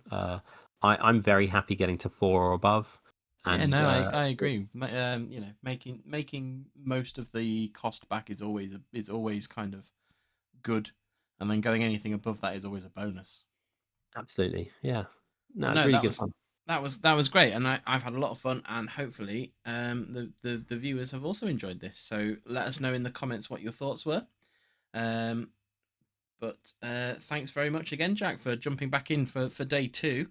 Feel free to have another quick sign off, and we'll get going. Yeah, absolutely. Thanks again for having me. It was really fun. You can come find me on Twitter or Instagram at Commander Legend, and I will be there posting normally draft, cube, bit of Commander, or any other nonsense that I'm currently playing. That's great. Thanks again for that, Jack, and hopefully see you all really soon.